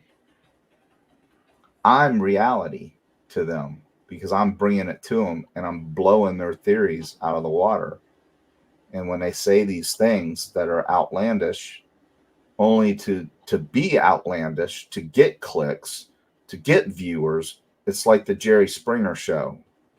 And I call it the Jerry Springer effect because that's what they all are gearing for. Instead of being responsible and actually providing content in a responsible manner. And then I get, oh, he doesn't talk about true crime at all. Well, really? So me taking what they say, bringing it on the show, playing what they say, and me dissecting what they said and applying facts and logic to what they said to debunk them, that's not handling true crime. I beg to differ. Well, if they'll sit there and make up a bunch of lies about what happened and all these different theories and stuff, then how can you expect them to say the truth about themselves? Or Exactly. you. Right. Exactly. But you know what? People will get it. I think their conscience will get them sooner or later. But Just you'll like see I'm them drop 400 like pounds. flies. What's that? Just like I'm 400 pounds. Yeah. But you'll see when the trial starts and that opening statements made by the prosecution, they'll drop like flies. And I'm predicting it. I already said it before, but you'll see them all start just prior to that. They'll do the old backstroke and they'll start to say, well, we got to come to terms with, he's probably guilty. I just need to see a little bit more for me to go from here to there. Oh, hell And no. then, I'm not going to let that happen. and then bam, they're gonna start jumping on the guilty bandwagon because, oh my God, I wish I'd have known this. Oh wow, yeah, and they'll do a 180-degree turn, and that's what their show will be about. Then they'll all of a sudden start covering true crime. You watch, I promise you, it's gonna happen. Oh yeah, it's gonna happen, no doubt. Because they can't stay on the narrative. It's gonna be obvious once that open statement's read. It's going to be obvious that narrative is going to be blown out of the water.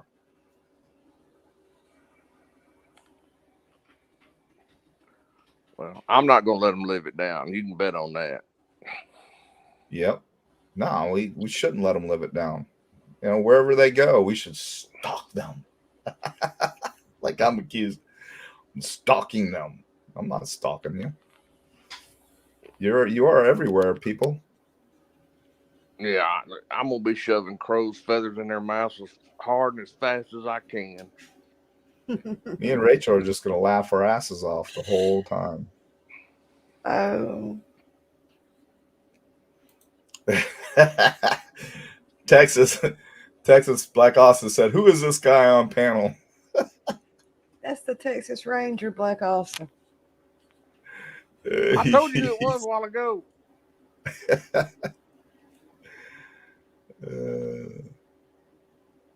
I must have been showing draft horses if I'm 400 pounds instead of Tennessee Walkers.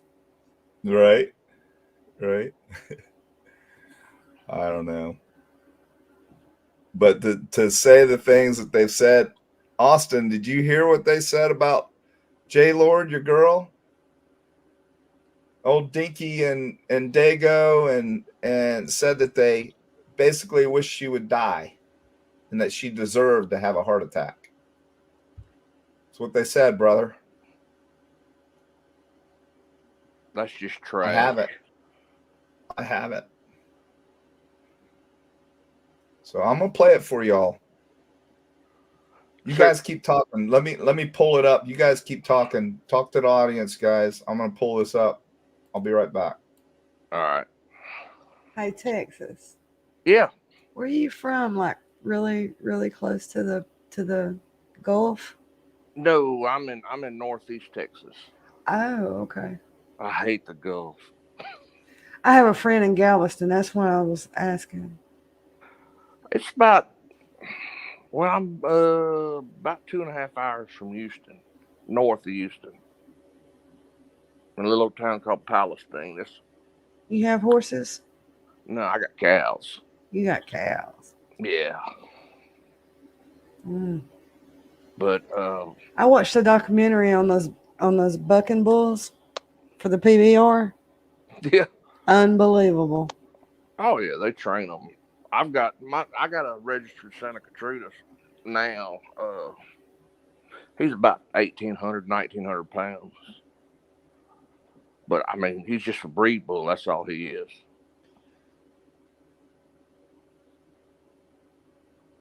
I watched my favorite bull that's been recent. My favorite bull was Bodacious, of course, but my favorite recent bull.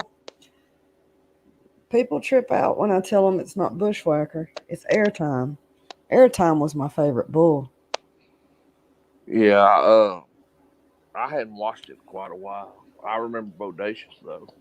Hey, you go look up Airtime PBR and watch how vertical that bull gets. It's unbelievable.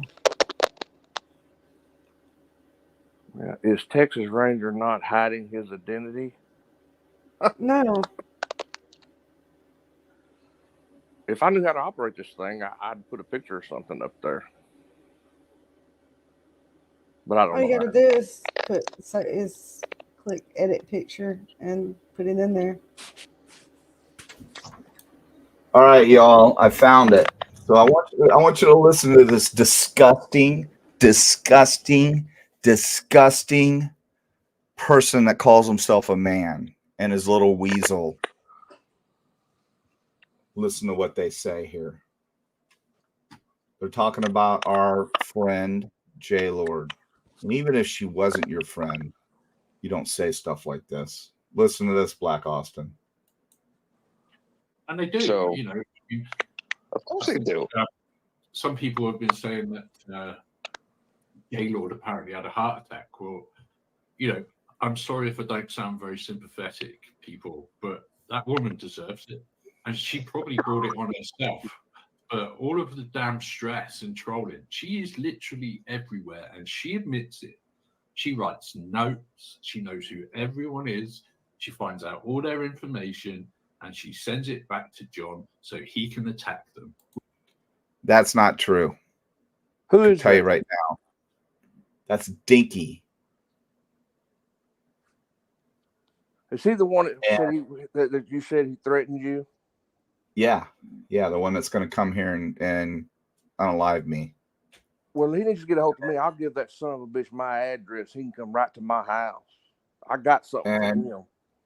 And Chris, the meth addict next to him, is going right along with it.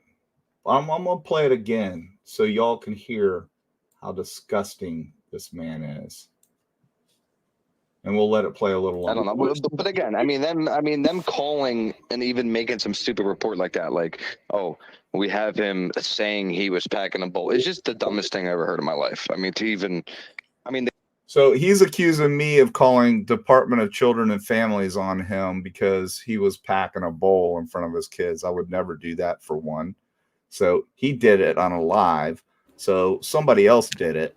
Well, the thing about And- it is, there could be a social worker in his chat. They could have Exactly. been. They could have been a DHR representative in that chat. Yep. I mean, you never know. It didn't have to be John that did it. Well, yeah, it would have to I be mean, somebody. do stupid shit and win stupid prizes. It's not that hard to figure out. Yep. And he's freaking out about it because he knows I'm right. He knows I'm right. The claim is stupid, but the principle of even saying that is disgusting. And that's where, yeah, I mean, there has to be a fucking line drawn. Because again, he's going after everybody, dude. The principle of saying that you're a bad father because you're stuffing bowls and smoking weed in front of your kid, the principle of even saying that disgusts him. This is what I'm talking about, people. This is what America has become. This guy has such poor morals that he's trying to defend the fact that he's stuffing bowls and smoking weed in front of his little girl, who, by the way, lost her mother because of drugs. That's just pathetic. So do you not think that this little girl who's lost everything because of drugs deserves a better father than one that's going to sit in front of her and consume a drug, even if he's got a medical card? Well, it doesn't matter because it's secondhand smoke. Exactly. I mean, he shouldn't be doing that around his kid. He should at least give his kid enough respect to walk out on the porch or on the back porch, or, I mean. And this little disgusting mod that they have, Ashley Nicolette, she's deplorable. She chimes in on everything. Anti-Detective John. Who the hell do you are worse than they are. You're on every damn show going after Detective John. You're a typical lib turd, is what you are. Well, not only that, there's a lot of women that watch this true crime stuff. You know how many of them are nurses? Yep. I mean, nurses don't play that shit either. And they are mandatory reporters. That's right. When they see shit, they have to report shit. It is in their ethics. Report it. It is part of their ethics. They are required to. So here it goes again. I'm going to play it. So if nobody sticks up and says something, it's just going to more and more people are going to go over there and then spread out and, spread the toxic shit all over the joint. So basically, unless they stop me, the bigger we're going to get and the more we're going to spread the truth and we're going to say the obvious, and they want to put a stop to it. And he's appalled because I called him out, because I know the situation with his daughter. I know a lot more than he thinks I know, and I just found a bunch more out today. And I'm going to expose your little ass, you punk. Who's that, Willie? Is that Willie? Willie. Oh, yeah. The stuff I found out today, ooh, boy. He made a huge mistake last night. Huge mistake. And to act like you're some great father and talk about how you're a single dad and spend hours upon hours upon hours upon hours on multiple shows when you're a single dad because baby mama is no longer with us because of drugs. You're disgusting. Somebody said he was up in Canada. That's all coming. I'll let all that out. He's got a serious, and he admits it. Well, I doxed myself. That guy that dumped his junk earlier, I sure hope he ain't chasing that dog around the house right about now. With some peanut butter? Yeah, like Dinky. Like Dinky? Probably was Dinky. Yeah. Here we go. Here it is. And they do, So, of course they do. Some people have been saying that Gaylord apparently had a heart attack. Well, I'm sorry if I don't sound very sympathetic, people, but that woman deserves it. That dude needs his ass beat. Oh, he thinks he's some big badass. He showed his picture last night. You want to see some shoulders, John? That was that picture's probably 20 years old. That ain't a picture of him now, because he's talked about the fact that he can hardly even walk sometimes. You know, he's a big time rugby player. Big fucking deal. I could care less, dude. You wanna say you're 6'5", 200? I'm freaking 5'11", 225, and I guarantee you, if you towed it up with me, you would know you were in a fight. Punk. Big Maybe we ought to get mouth. together and take donations Loser. and send him a one-way plane ticket this way. I called Department of Homeland Security on him. He probably on a no-fly list. I sent all these clips of him threatening, and another recent one that he just did. I just got a response the other day that they got it. They got my last one. So go ahead and try and get on a plane, Dinky. I think you're going to be held up by Department of Homeland Security. And somebody said, they're not going to do nothing. They don't even care about the border. Now, this is totally different. When you have somebody on a foreign soil threatening to come get on a plane and come across 4,000 miles across the ocean to commit a terroristic act and a crime, Department of Homeland Security is all over it. I promise you. That's what they want. See something, hear something, say something. And he's an admitted sociopath and psychopath. He's both. And she probably brought it on herself. I just like to come face to face with him. She is literally everywhere, and she admits it. She writes notes. She knows who everyone is. She finds out all their information, and she sends it back to John so he can attack them without even knowing who they are. That's what he did. That's what happened to Clue. That's what I'm saying. That's some wild shit. Imagine investing all that time into something productive. Yeah, you little jerk. You little weasel. Stuff in a bowl, you idiot. Yeah. Imagine spending some time with your daughter instead of stuff in a bowl, weasel. Imagine spending time doing something productive, which I'm doing, by the way, which is calling you punks out for your lies and your irresponsible content. This guy, Dinky, has done like 28 videos on me, and he thinks that they're like bad videos. They're actually funny. They're like tributes. I think they're great. Well, John, people probably don't understand that you've dealt with people like this before in the past in your field. Yeah. And I've used to walk into a unit with 4,000 of them at one time, you know, and having to put up with stuff like this, you know. Yeah. They're nothing. They're nothing. They're nothing. They're immoral, sociopathic, narcissistic, disgusting trash. Yep. When it gets to nut cutting time, they tuck their tails and hide. And this guy right here, Stevie Irwin, this is the guy that took Jeff H's name and created a show and called it Jeff H Productions when Jeff had a show, Jeff H. And he created a whole show and was doing all this stuff impersonating Jeff. He caused all these problems for Jeff, including problems with me because I thought it was Jeff saying this stuff. And then I think Rachel, you remember, I was like, that's not Jeff. That can't be Jeff. Jeff would never say something like that. So I send Jeff a message. I'm like, dude, you need to take that down because I don't know what your problem is. He goes, what are you talking about, John? I said, look, and I sent him. He says, that's not me. So we go in, we tag team it together. Jeff, it's like a fingerprint when you're using a certain video technology. It's a fingerprint, and Jeff's a videographer. So Jeff actually did overlays and went to one of this guy's older videos, and it's perfect. It's like a fingerprint. So we knew it was him. We already knew it was him anyway, but we could prove it now, and we have it, and we're going to use it, and we're going to create a whole damn show about it. That's right, Stevie Jerk Irwin. I don't even know how you get away with using that name. Well, the thing about Jeff is it doesn't matter if you disagree with Jeff. Jeff's not going to get nasty. No.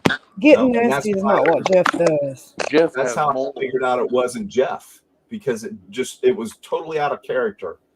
And I thought, there's no way there's no way. Jeff is like, he's turned the other cheek. He's not going to do nothing. And to be as nasty as what this guy was putting out there. And he not only did that to Jeff, he did it to my 15-year-old son. He took my son's screen name, instead of it had an O on the end, and he added a 0 or vice versa. I don't remember. And he even took his emoji and goes into this Dink Dick's freaking show and acts like he's my son, talking disparagingly about me, his own father. And then you have Dinky going, "Oh, we need to call. We feel so bad for that little boy. I feel bad for his son." And everybody's jumping on board. Hey, somebody in chat just said that your ex-wife left you because you were having an affair with a man. That's the new going rumor now. Yeah. Whatever. And I was wearing a G-string the other day too, right? That's what they were saying. Thong, thong, thong, thong. Oh.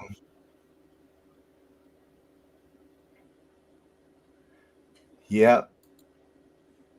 So anyway, these people are not good people. They think they are, but they're not.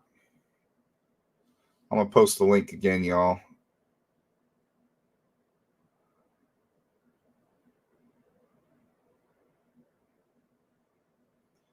So PKX said, "I came across the show and saw you were on, so I hung around for a bit, then had enough of their mouths. They're way below you, John." Yeah, they are. And I'm not bragging. They're way below me.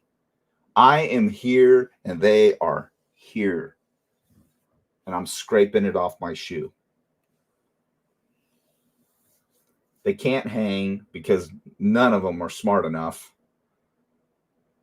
So all they can do is make up crap and crazy narratives and say things like was just said, that my ex-wife and I aren't together because I'm a gay man.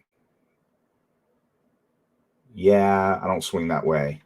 Not against anybody that does, but Johnny loves women. Period.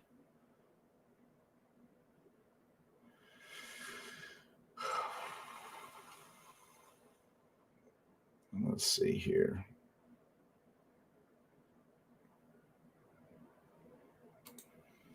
All right, I'm going to post the link again. Come on in, y'all. Let's talk. Let's talk and get it out.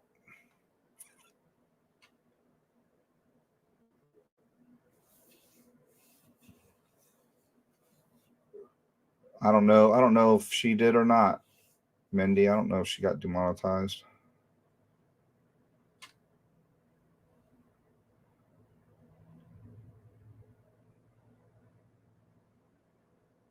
Yeah, Kimberly said that his show's over and all the trolls are coming over. So yeah, we're getting trolls in here. My mods are taking care of it. Thank you, Kim. You are our mod, actually. Thank you. Well, but when I was finishing the Kelly D thing, I was going to explain to everybody that, she had her experience, and from her experience, that's the way she feels. It doesn't make her wrong, but it doesn't make me wrong to voice my opinion either. And when I was cussing about the media, not deciphering the difference and telling their audience the difference between a weapon of war and a semi-automatic rifle, she thought I was cursing her. That's why she got the red ass the way she did and asked John. She tried to pull a seniority card and tell John to kick me off of the show when neither of us were wrong because of our experiences. Right. I just know that the day I was carjacked, if I would have been armed, there wouldn't be 6 other people dead right now. That's right. and I have to live with that every day of my life because I have a pistol. I just did not have it on me that day. And it just it bothers me every single holiday, and I feel the way I feel, and she feels the way she feels. And I was never mad at Kelly. I didn't even know she went and talked to John and did all of that. I mean, and the thing about it is, if let's say that I was never allowed on panel again, I still wanted to be a mod. I still support the show and what he's doing. And Well, here's the thing. Here's the people. crazy thing about that. Go ahead, Rachel. Sorry. It's okay. I just, you're not Here- going to here's the- agree here's about the- everything, every little Here's thing. the crazy thing about that whole thing, Rachel, is at that point when I didn't kick you off the show, she never spoke to us again. None of us. Ghosted all of us. That's the type of person she is.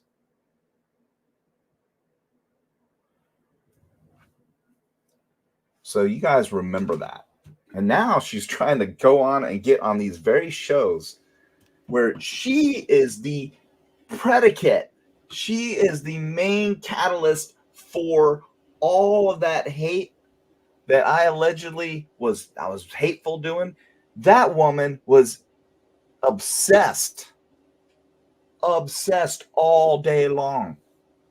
I'm working and she's blowing my phone up all day long. I'm like, hey, just save it.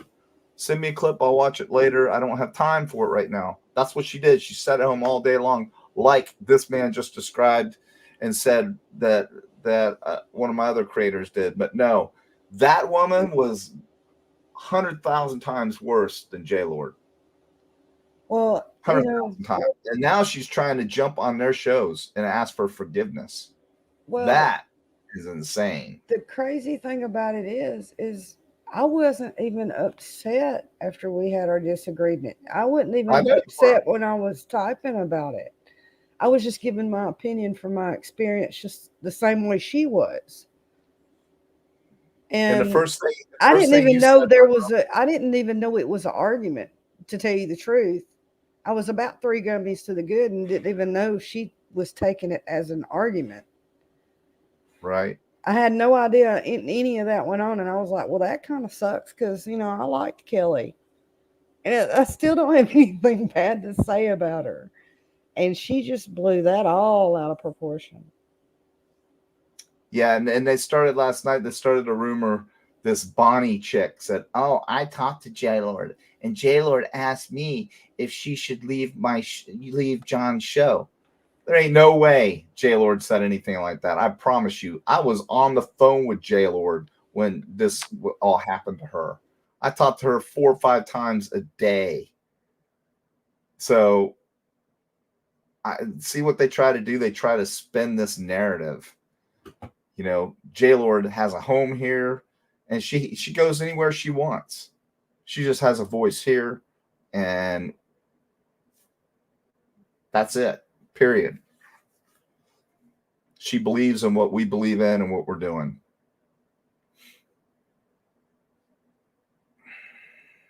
Wow, sorry guys. I'm really dude, we got 200 people in chat right now. Let's see what Recollection says.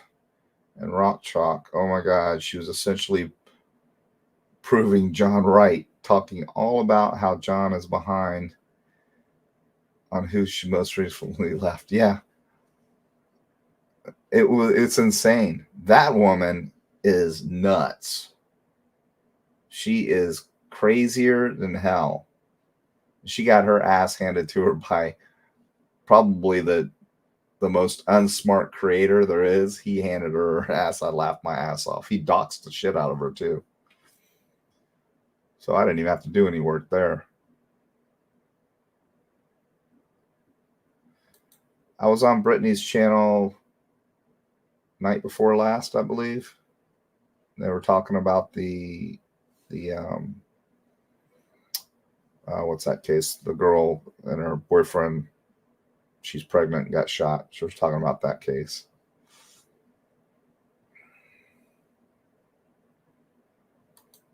Coco said. Coco, are you able to come up? I know you're in the UK, but come up. I want you to. I think you're in the UK, or I can't remember where you said you're. Holland or somewhere. I can't remember where you said you were from.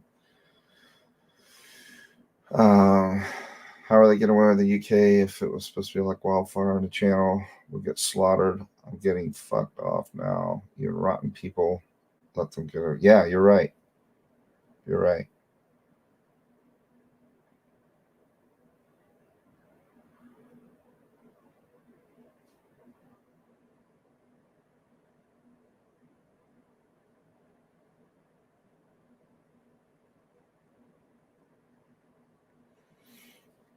Yeah, Rock Chalk. This is what that Rock Chalk lady does. She goes on all these channels, people, and she tries to buy them. So she donates like $100, $200 at a pop. So she gets attention right away because she's got no friends. So she tries to buy her friends. She's one of those type people. And she's got COPD. She talks about it all the time. She sounds like somebody's taken a freaking K-bar knife and scratched her freaking throat all to hell because she smokes so damn much. So she's going to get hers. She's a horrible person. Lies. Oh my goodness, lies. She's the one that pulled up my divorce and then doesn't know how to read it. Doesn't know what it says. People are insane in the membrane. All right. I'm going to post the link again, y'all. So we need you to come up. We've been going for almost 2.5 hours now. And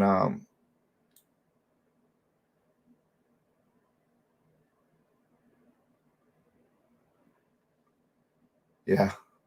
John, you're a lot of things, but that's not one of them. I'm sure that's the I like men comment. Sorry, guys. This chat is way too fast. Rachel, are you still there? Yeah, I'm still All right. here. I'm gonna run a little bit longer. If anybody wants to come on, this is your last chance to come up and say what you want to say. You know, get it off your chest. If these people that we're up against are disgusting you, come up here and let it loose. You got a free opportunity right here to say what you want to say. Tell these idiots how you feel. Tell them what horrible people they are. Rabbit, I love you. You're a beautiful person. Rabbit And hole send us survivor. a $9.99 super chat. I'm just kidding. That's kind of like an inside joke, everyone, because you know these creators say, "I love you, we love you." You know, you don't know how much I love that you get on. I love you so much. I love you all. I think it's pathetic. It's disgusting. I don't throw that word around loosely. I mean, I like you all, but I'm not going to insult your intelligence and say that I love you, because I don't love you. I mean, I'm just being real. Love is, I mean, what was it? Steve Martin in that movie goes, "What is love?" It goes into the whole thing. Yeah.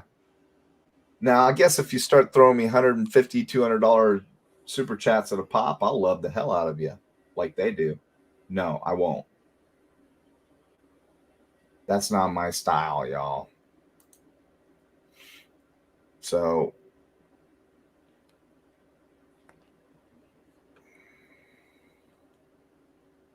Diane, are you in? Come on in, Diane, if you want to come up. Diane. Jake Come on, asks, Santa. Diego loves whoever pays his phone bill. No, it's his internet bill. You wouldn't believe what I have from his former mods. It's comical. And I haven't posted it on here yet because I need to like put it all together. But from his Discord, he's like a little bitch. He's always, I'm not kidding you. He's always bitching and moaning and complaining about his financial situation. And then he solicits. The one thing he solicits and he gets, I forget how much his internet bill is, but it's racked up apparently. So he needs them to pay it. So I think it was Zaza or one of those girls, and they get money sent to him. He gets that bill paid for like 4 times over, and they call him out on it. Then he has allegedly a juvenile kid that comes in there that's handicapped, according to what they were saying, that they had to demand that he send the money back, and he sent the money back in a check, and according to them, now I can't confirm this, it bounced. The bad thing about it is he starts moaning and crying right about the time that retirement checks and SSI checks and disability checks come in. That's when he starts kissing and moaning. Yeah, and like so it's like, yeah, John called it, and I went back and watched, and I'm like, yeah, and he thinks he's slick. Thinks he's slick about it.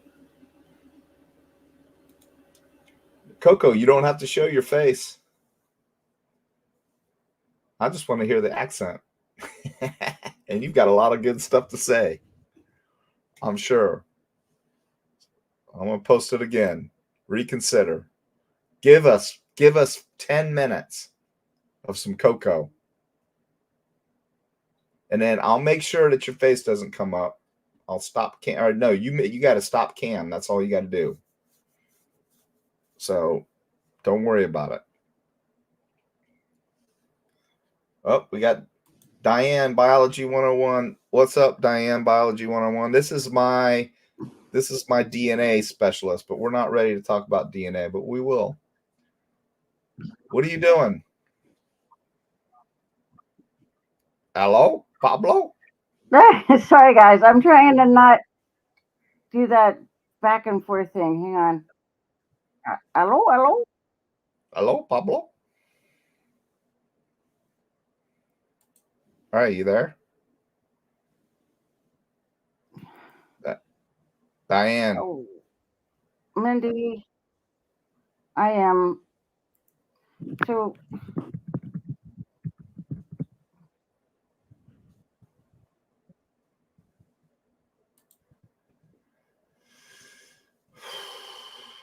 Diane, if you're here, you need to talk.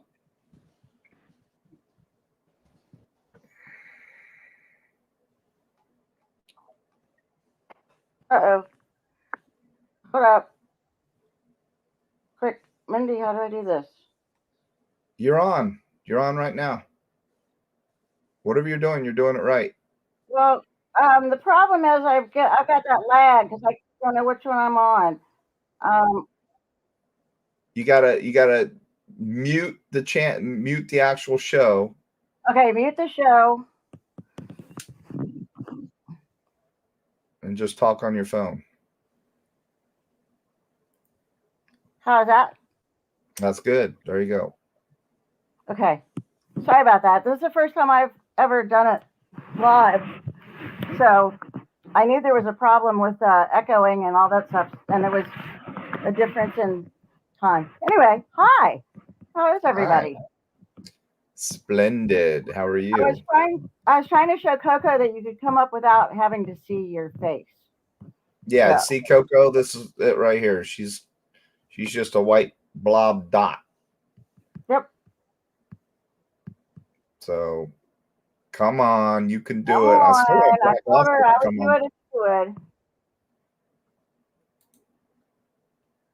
We'll have patience with her just like you did with mine. Yeah, it's no big deal. No big deal. So now I can't see chat, but that's okay. Crime analysis. I want Kelly D to explain how she didn't like the person she became working on John's show. Yeah, well, that's a contradictory freaking statement. Did she dislike the passing relationships she developed with integrity? Yeah. I mean, it's and she's getting her ass handed to her because these people aren't buying it. And apparently she's done this before, and I didn't know because I'm rather new to the true crime community. So apparently she's done this before. But I'm not going to say any names, but I'm getting that stuff sent to me talking about what she's done. And you know what's funny is y'all see this picture right here? Everybody sees that, right? I know the light's probably bad, but this is me right here. That's the picture that's on my thumbnail. Now, I sent this in and we pulled it out, and that's the same exact picture. And they're saying that I have 2 Adam's apples and that it's edited, and that I took my head and put it on somebody else's body. That's not an Adam's apple. That's actually a muscle in your neck that when your head's turned, that sticks out right here. That protects your carotid artery. That's how stupid these people are. I'm sorry. That's Honest a really to God, I can't make this up. They had they talked about it for 20 minutes last night.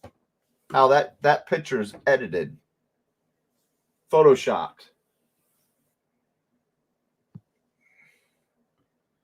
It's pathetic.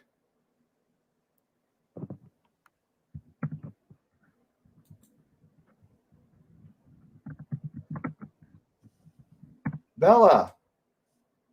Hey, Bella's here.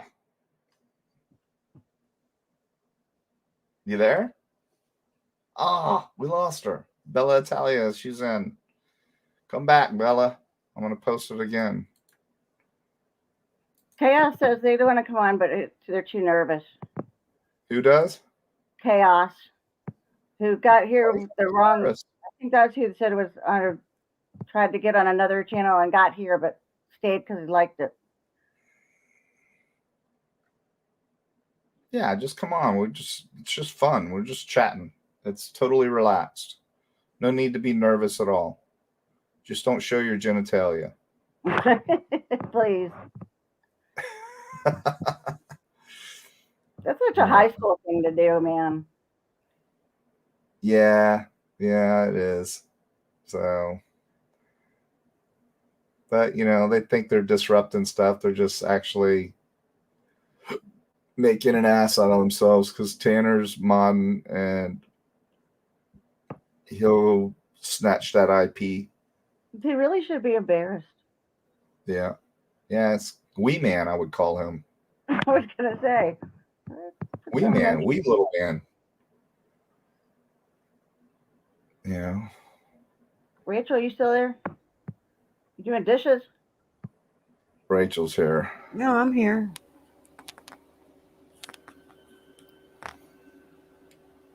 All right, so it's been 2.5 hours now. We can't get Coco to come on or anybody else to come on. We've had a good show. It's spontaneous. We still got almost 200 people in here, though. I hate to freaking end it on that. So somebody come on up and start chatting. Come on, say down. what you want to say. You can be the next contestant. You can be the next contestant on The Price is Right. You don't have to show your face. Bella, you need to come on.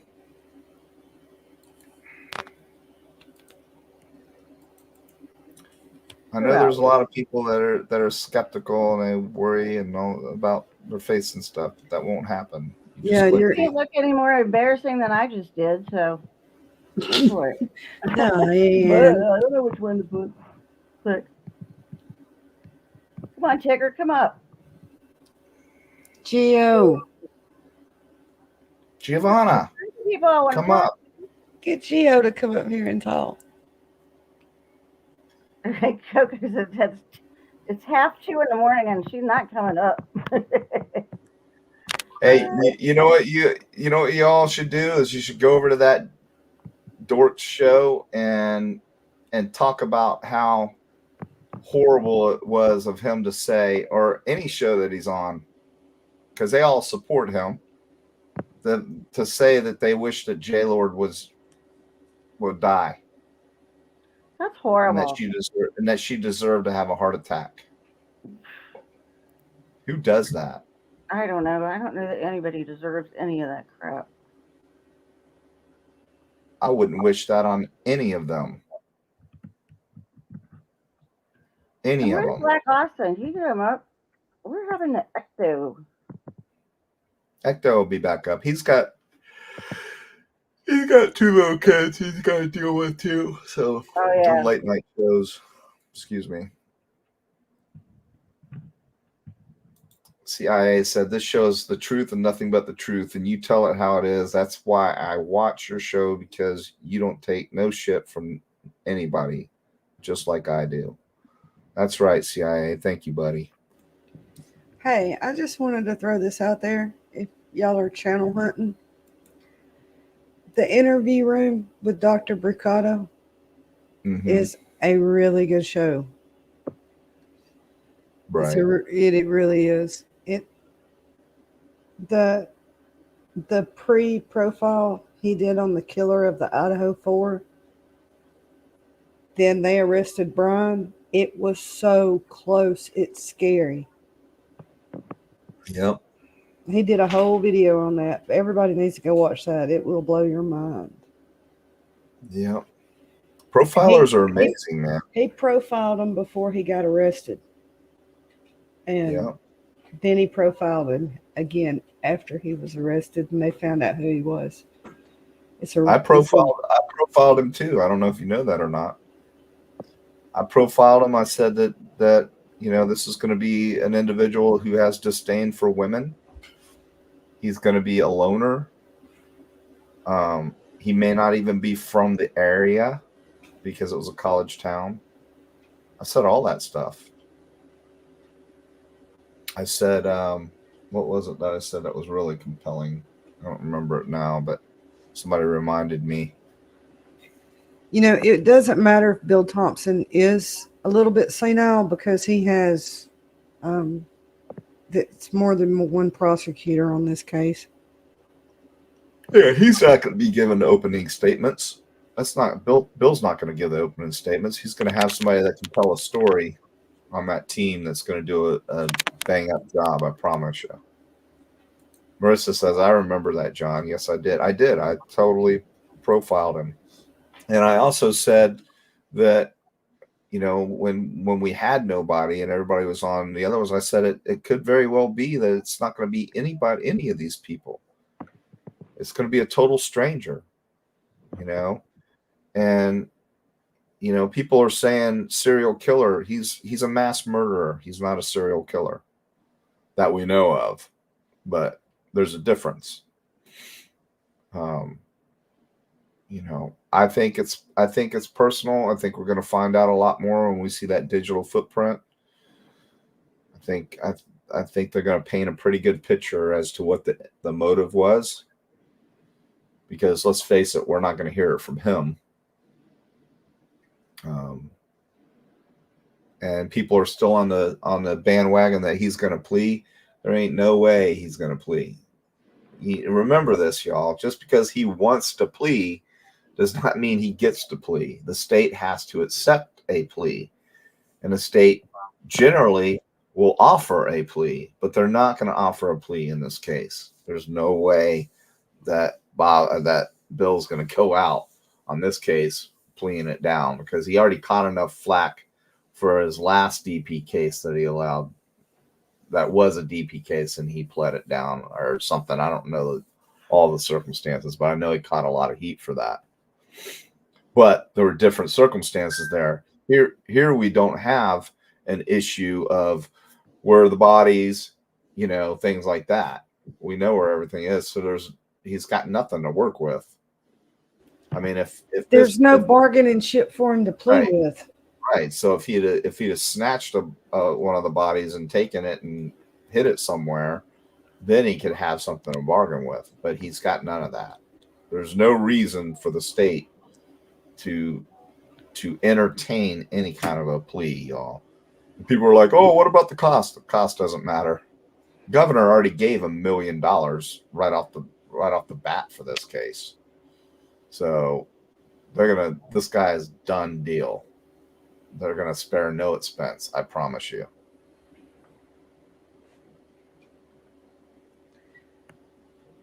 Well, that's the thing. Nope, you're absolutely right. And when you do something or get caught doing something like that, it's like a projection. Right. They did Right. that crap to John, so they think that John's trying to do it back to them, and it's not John. Yeah. And what's funny about the whole me going on that other show, and it was, for all intents and purposes, there were great talking points. I think a lot of people were saying, "Man, John knows his stuff. I learned a lot." Chat was very positive, and then old Cletus, on his fifth or sixth shot or whatever he drinks of wild turkey, gets a little cocky and starts being an ass. Oh, we gotta adjust the elephant in the room. Why do you have to adjust the elephant in the room? We're having great dialogue.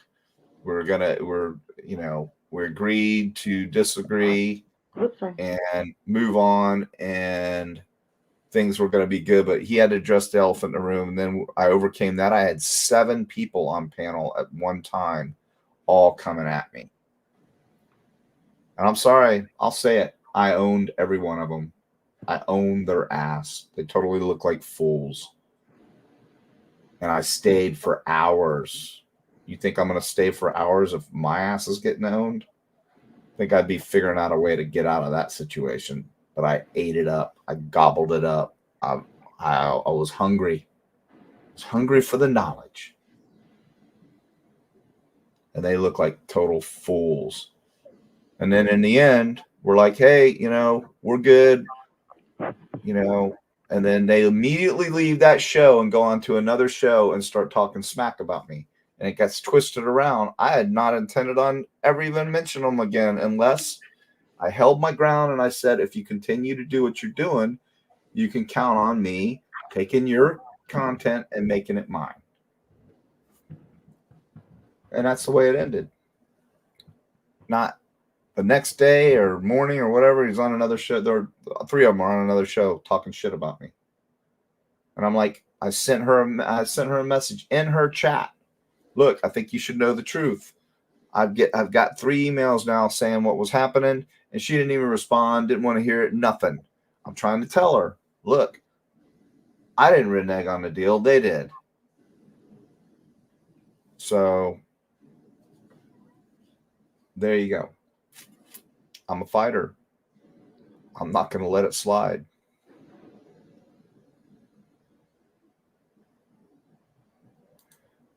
Yeah, Coco said, just tell them to show their face and have their channels show the big mouths.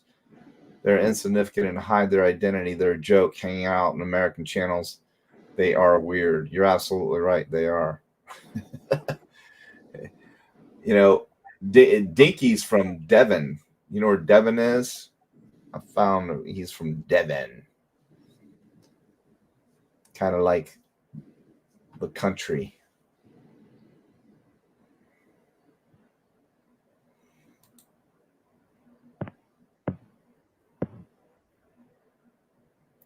Black also says, hey, baby, can you get me a milkshake? Is he asking you for a milkshake, Rachel?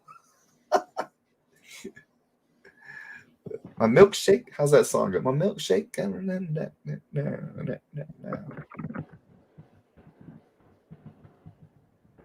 Black Austin's supposed to DoorDash me some of his good old pizza out of state, but he hadn't agreed to it yet.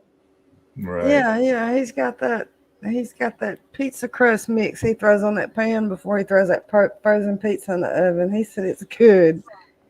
He said it's lit. Diane, did you hear that part I played with old what's his face saying that he hoped that? Yeah, I did. Yeah, that was pretty disgusting. I really wish that somebody would let us know how she is. I really like her, and I said earlier, if Bonnie thinks that she's trying to get away from you. I think J Lord will say whatever she wants to whoever she wants, and she's not scared of you or anybody Yeah, else. So if she wanted to get away, absolutely. she'd get away, and she wouldn't fake She a was heart like, attack. hey, if it wasn't for me, I don't think she would have went to the hospital. I don't, probably not. It sounds like she wouldn't have. Because she in the hospital, she's telling me they're trying to tell me I'm having a heart attack. I said, well, then this is what Rita does. My girlfriend does this for a living. If they bring you in there and they call what's called a STEMI, I said, did they call a STEMI?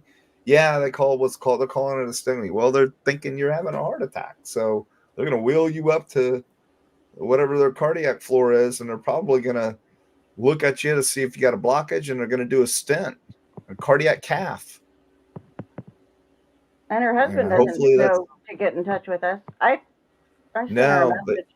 he said he took her phone away when he got there, and I don't blame him.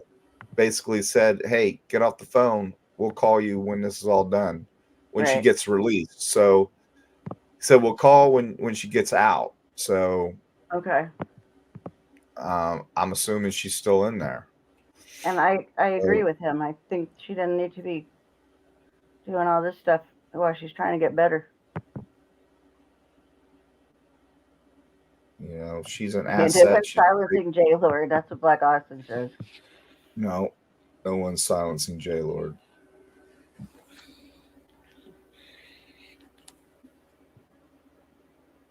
Yeah, they will try. Well, J Lord didn't leave the show. I can promise you that.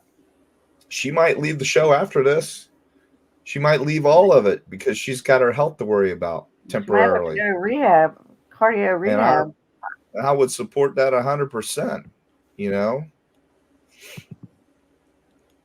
No matter what people think, she and I told her, I said, look, I hope you're not stressed out about anything that's happening online. She said she's laughing. No, she said I haven't been feeling good for a while, and then this just hit, while I was in the pool, and she felt like she was going to faint, and I'm like, that's not good.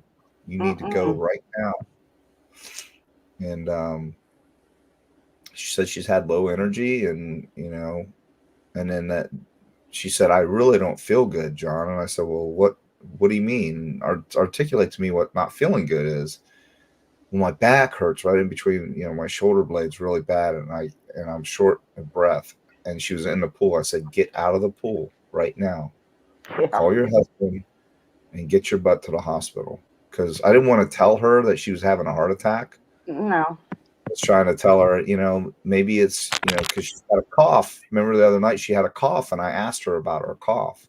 I said, you might just be having, walking pneumonia, could be that. But I knew she was having a heart attack. Well, good thing she had somebody to call. Yeah, right. Because, I know she called her husband, but he was not there at the time. So, didn't you say he was on his way back when you... Yeah, he I think he met her there. I'm not sure how she got there. If she drove herself or ambulance or what. But I hope she didn't drive herself. Never a good idea. I have no idea. Anyway, I hope she's okay. I miss her. I miss her modding. She's quick. All I have to do is have conversations with everybody. As long as she and Rachel are here, it's like boom, boom, boom, boom. Yeah, she's the multitasker of the group for damn sure. Yeah, that's true. I am not. Rachel tell you right now, I'm not a multitasker. I'm not either. Oh no, I can't do that. Yeah. I don't know. All right, y'all. Well, if anybody wants to bring up anything, now's the time. I'm going to do this one last time. I've said it before, but we're going to do it one last time. This is the final call. Final call for non-alcohol. There's a StreamYard link. Anybody wants to come up and say anything, please do. That thumbs up button too. Yeah, hit that like and subscribe, please. The like button is a little thumb down on the bottom. You've heard me say it before. A lot of people don't notice it, but it's right down there. There's a thumbs up and there's a thumbs down. Either one, whatever you want to hit, it doesn't matter to me. Hopefully it's a thumbs up. And then subscribe if you haven't subscribed. And by subscribing, it doesn't obligate you to anything. It's just you're subscribing. You don't get contacted unless you actually No ask naked to be pictures. contacted. So it's Maybe just sure. helping the algorithm. The only time I'll drink coffee is in the summertime, and it has to be iced with caramel and Cool Whip. Right. Donnie Does Dishes wants to know, how often are you live? It used to Thank be you, every Saturday night, and Marissa. then it Marissa said she pretty. liked and subbed. Thank you. Bring your friends and family too, Marissa. Let's get this ball rolling. We're doing very well for the short amount of time we have been doing this, and I'm still learning every day. Typically don't do shows like this. I usually have a plan, but I felt like I wanted to get up here and talk to you guys, and when I'm bored, Hey, I just John, call it. Yeah. there should be a way where you can screen what kind of picture someone has before you throw it up on the screen. That way nobody can toss their junk up on the screen anymore. I know. I don't think there is. I'm not sure. I mean, it doesn't really. Wow. Is there any way that you can go in and edit that part out? Yeah, and I will. Okay. Yeah. So, but it's I already I've talked to YouTube about it. As long as you apologize, it's not your fault. These things happen. It's like the guy that got on, that said he was from Indianapolis, and he starts talking like a normal talk. Ecto's on. I saw that. I can call, but not until another hour. Just got home from bowling and wrapping things up. Yeah, we probably won't be on in an hour, Ecto, but thank you. We want you, but I got to get up at 5 a.m. and got a long day tomorrow. What was I talking about? I hate when that happens. Just what was I talking about? Wrapping it up. Oh, No. and Black Austin, we don't know whose dong it was, but it wasn't much to see, I promise. Yeah. I think he had to zoom in on it. Could barely. And, when it comes up, you come up in the little black box. As soon as I saw it, I clicked it off. So it was only on there for 2-3 seconds. And he was gone. But that just shows that's the. What's so funny is, that dude had to stand there for like 5 hours, at least a good 5 or 10 minutes to try to figure out the best angle he could get on it to make it look as big as possible. Oh, he was flogging for probably that long. That was hilarious. He was shake weighting it.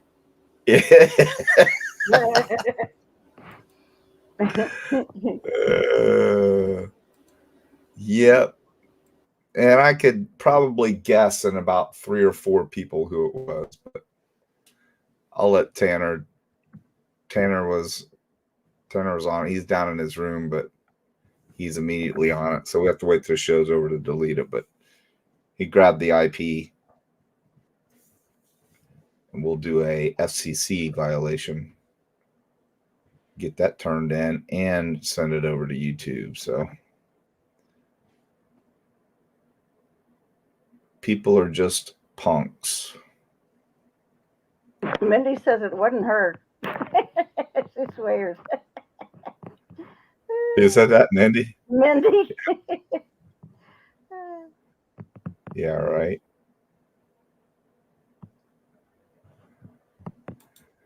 Coco says, don't battle them, saying don't wrestle on pigs and get you dirty, because he's like, don't engage with these awful people. Time will expose them. Yeah, it's like they dox themselves. They make themselves look like total idiots. And then you bring on your mother, which was, Ma, are you there? Like, that's my support network. And she hammers her. Actually says that I didn't raise my daughter to be like this. Multiple times. You know what? You should have said, like what? Yeah. And Just you can backstroke all you want, Mama Clue. You can backstroke all you want, but you know that was a subliminal. You're trying to let everybody know that you're a good person and you wouldn't raise any of your children to act like her. That's pretty telling. That was her basically throwing up her hands and saying, I am not responsible for this. And she said that. She said, you know, but when my kids become adults, I can't control what they do. But I didn't raise her to be like this, y'all. She says it multiple times. I'd have been like, Mom, shut up. I'd have kicked her out of the damn show because it looked really bad. Clue.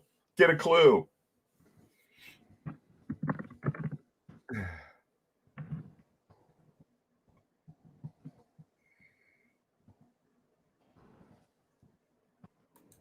CIA says, definitely will email and love to do if I find anything to help John out with this channel. Thank you, CIA. I appreciate you, buddy. All right, y'all. I'm going to wrap it up. Like I said, it was an off the unplanned show, and we've had almost 300 people in here at one point. That's pretty damn good. I'm pretty happy with that. A lot of people were spreading the word. And we're not going to stop. So they think that they're doing damage, but we're not going to stop. I mean, you really look pretty not smart, people. And I love it. Just like your mama tried to tell you, you better listen to your mama because she's pretty wise. You know, you're dumping fuel on a fire that was kind of starting to smolder away from you a little bit, and you lit it back up. You, Clue, let them play you. Dago is not your friend. I promise you, he is a snake. And you'll see. You'll see. I'm telling you right now. Just ask some of his former mods. Tell them to come in, send you an email and get the DNA on him. You'll learn a lot. He is not your friend. He's an opportunist. And the reason why I'm creating a community. His community. Why does he want a community? So he can have all of you help him get subs and vice versa. But really, it's just about him. Just like everything else that he does. It's about him. And he boo-hoos about his disability. How's that going for you, Dago? Did you get that letter yet? Did that peel go through that you're talking about?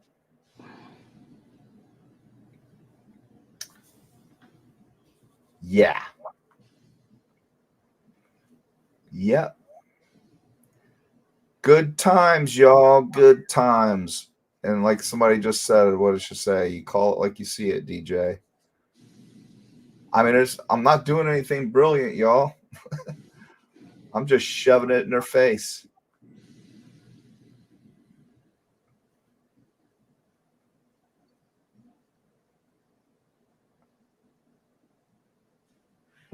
Yeah, that is true. They do all act like sexually frustrated 6th grade boys. All right, y'all, I'm going to wrap it up. Does anybody have anything to say in closing? Rachel? Rachel went to make a sandwich. Oh, she went to make a sandwich? Mm-hmm. Diane? Yes, sir. How about you? Oh, do I have anything to say? No, I just enjoyed it, and as I always do. And thanks for now I know how to get on there without a glitch, so we're good. I love talking to everybody. I love hearing from everybody. Everybody's been good tonight. Rachel fun. said, you know, my 400-pound ass has to eat. I'll tell you what, I'm not kidding you. I would pay $1,000,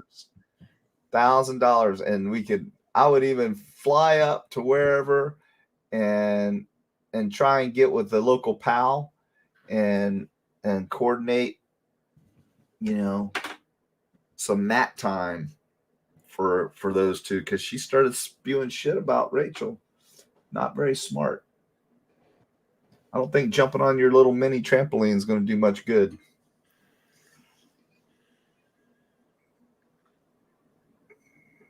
She'll create a foreskin chin for you, that's for sure. Great show, John and Mods. Glad I caught you live. Yeah, it wasn't a great show, Mother of Cycle Breakers, but it was fun. It was fun. You know, it's always fun. You know, just to get on here and chat with you guys, that's a great show to me. You know, I try to be as engaging as I can and give you guys an opportunity to come up. We had like 5 brand new people, new subs that came on tonight. That was awesome. Got a little political on some stuff, and that's okay too. You know, we need to break it up every now and then. I'm going to say hi to Jeff H. Is Jeff in here? He just came in. Jeff. Just said, hey, John, how's everyone? Hey, Jeff. What's up, buddy? You Looks came like in at him. the end, but I'll give you 5 minutes or so if you want to come up, bro. It's up to you. Yeah, come on in, Jeff. I'm going to post a link. Hold on a second. Tell us about your band. Play some music. I'm going to let Jeff wrap it up with some music after he talks for a minute. Play some good old rock and roll. I can see him now. He's scrambling around. He's probably got his guitar on his lap anyway. He's probably scrambling around. Jamming. Here he is. I knew he'd come in if I threw that out there. Pink Floyd. What's up, Jeff? I don't even know if he knows that. Jeff. Hey, can you hear me? Yeah, what's up, bud? You got your guitar with you? You know, I unplugged it for my friend. He came over. He got a new speaker to hook up to his amp, and we've been talking about it for a long time because he pre-bought it before they were even out, and then it finally arrived around Christmas, and we've been talking about him coming over and bringing it over. And unfortunately, he brings it over like it's a little too late to just crank it. And Right. What's nice though is as he was about to leave and I'm unplugging it, he's like, "Why don't I just leave it here?"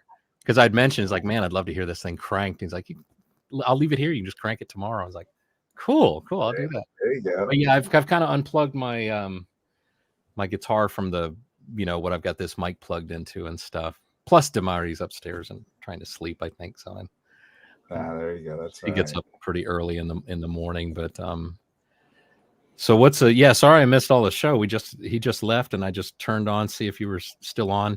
I caught you just as you were, well, what was it? What time did you come over here? I think we hung out for like an hour. I caught you for like a minute and then I switched over and I was looking around. I always look around, see who else is live. And you had your friend on there across the pond live as well. And yeah, what do you think? What do you think about what he said about old J-Lord? That was pretty horrific, was it not? Oh, regarding the heart attack and yeah. Yeah, that was well, you know me. I mean, I hate to see it get even to I hate seeing the conversations even get to where someone's smacked in the face with like a glove, to like, to what's how they used to do in the old times, like challenge you to a duel, a gentleman's duel. It's still a gentleman's duel, but so me. I mean, I was so thrilled to see peacetime for how long did it last? A day? Did it go even 2 days? I really thought that no, not even a day. Not even That's a day. what I'm saying. And Clue thinks that it's me. She thinks that I'm the one that freaking broke the deal. Right. That is so untrue. That is such a lie. I think it's really difficult to maintain in everybody's eyes that are on YouTube, in the YouTube community and true crime, what the truth actually is. I mean, there's a lot of people that believe I've said things I never said. A lot of people have feelings about me that I feel like, how did you even come to hate me? It's like, Well, because when you got somebody stealing your profile and impersonating you and going out and saying all this stuff and going to the channels, that's right. I mean, that's pretty hard to overcome, Jeff. Yeah. I mean, yeah. So there's still people. No matter what, the damage is done. The damage is out there, and you can try to repair it with, hey, that wasn't me. But you know what? People aren't going to see you all the time, so they just see what you were saying, and then you have the unacceptable, freaking disgusting Stevie Irwin doing it to people like my 15-year-old son and you and other people. I mean, what type of person does that? Yeah, because this person told me that they saw me in a chat and they were criticizing me for having multiple accounts. And I've explained it a billion times to people that don't understand. It's like there's nothing nefarious about having multiple accounts. When my Jeff H account, which is the only one I ever want to use and should only be using, is blocked, what can you do? You start another account, and then you go in and you try and say, hey, I'm just trying to ask a question. I'm not trying to be disruptive and boom, blocked. Well, okay, I guess I have to go to my third account. And if these people only knew that these multiple accounts were not even created for them or for true crime. There's a woman that I've seen her YouTube videos, her lives, and she talks about, like, she sees raindrops on camera lenses, and you know how it refracts all the light when a wet camera lens, you've seen it. We've seen it with when you got water on your glasses, it does the same thing. Right. But she sees these refracted and bent light.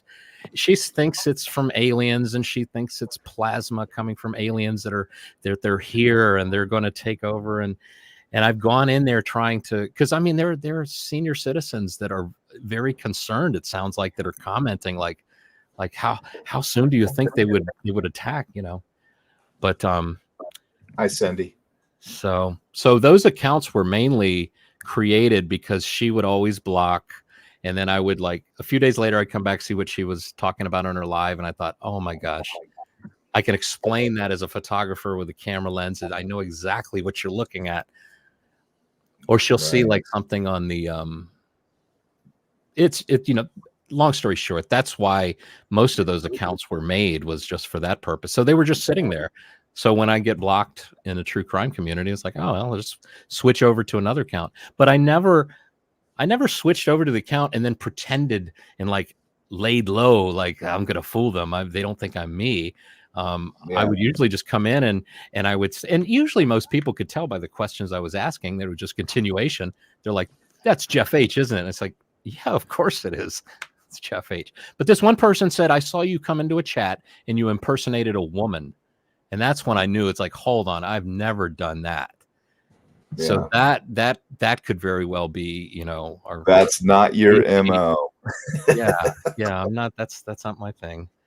Well, it's not your MO to be mean or vicious. Period. That's why. And I'm never gonna be, John. And I really think. See, this is where I know we're different. I know we're different. I will never be. I don't mind that the people, what they say. I guess there's part of me that doesn't even mind the stuff that they say, that where you feel justified going after them for what they've said. I mean, they're going to say what they're going to say anyway. And a month from now, we're going to forget. They're going to be saying new stuff. So you can never stop anything that somebody's saying. That's why I really hate to see. Let me say it this way. I love to see it when you're on topic about the case, your experience. And it really breaks my heart and hurts to see when it's the back and forth with them over where it's, YouTuber versus YouTuber. I hate to see that. And I'm beginning to feel like I'm actually seeing it go from peacetime for a day and then seeing it just blow apart. There's part of me that just feels like wrapping it all up and, like, forget YouTube, take down my channel, just go away. I've felt this way once before when I remember that. I was with T-Rev, and then all of a sudden it's just blown away. It's just gone. It's like, wow. Well, you got attacked just because of your Christian belief too. You were like Stevie Irwin. He hates you because you're a Christian. Now, I can't recall him saying anything specifically about that, but you've seen him say stuff. He said it. He said it not about you, but about religion in general, being a Christian. So I know that he's not a Christian, and Yeah. he has much animosity towards you. I mean, he started attacking you. I mean, you're one of the first people I saw attacked, and it Yeah. was by him. And that's, and I don't mind that. Somebody's going to attack me over that. That type of stuff has been happening since Cain and Abel. So that's. But it's antagonistic, is what it is. It's not even really it's the antagonistic behavior. I feel very strongly that when somebody attacks you and you don't respond in the same manner, it confounds them, and I think it causes them to think about it later. And you realize, like, wow, I attacked them. They did nothing back. Think about it. They really didn't deserve that. And then I think it's the only chance for peace in the future. Because if it goes back and forth, one attacks and you attack back, and then you got Israel and the situation over there, or you got a nonstop tennis game, the ball is just going to continue to get hit back and forth over the net, back and forth. I tell you what, if I stand on a tennis court and somebody hits a ball towards me, it hits me, and I don't hit it back, there's no tennis game going. There's none. And the two of us might say, hey, you know what? Sorry I hit you with the ball there. I know you don't want to play tennis. This isn't your thing. You're not doing it. Let's go get a coffee. Let's talk. Cool, man. Right. So I appreciate you, man. And I know. I mean, you even caught hell already from T-Rev just because you talked to me on a live. That just shows his lack of character. Well, and I thought that might look to people, because we were on Brittany's show, or I was on Brittany's show. And then I saw you pop into the chat, and then you said, hey, Brittany let me come up and share my theory.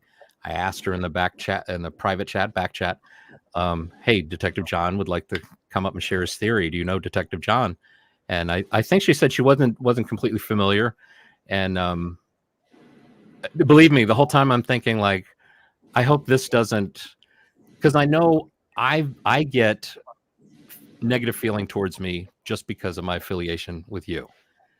Right. People forget I'm also affiliated with Jesus, and Jesus is okay with both of us and them and everybody else and those that haven't even been born yet. So that's the way I look at that. Well, but it's not just affiliation with me. You caught heat before me, but I just want to put that out there. It's not just me. Yeah, no, it's not all you. I mean, hate is going to happen on the internet, and it's you got keyboard warriors and road ragers behind the wheel of vehicles. They're not that dissimilar. There's something about just being behind either a steering wheel or behind a keyboard, and it's like, you know what?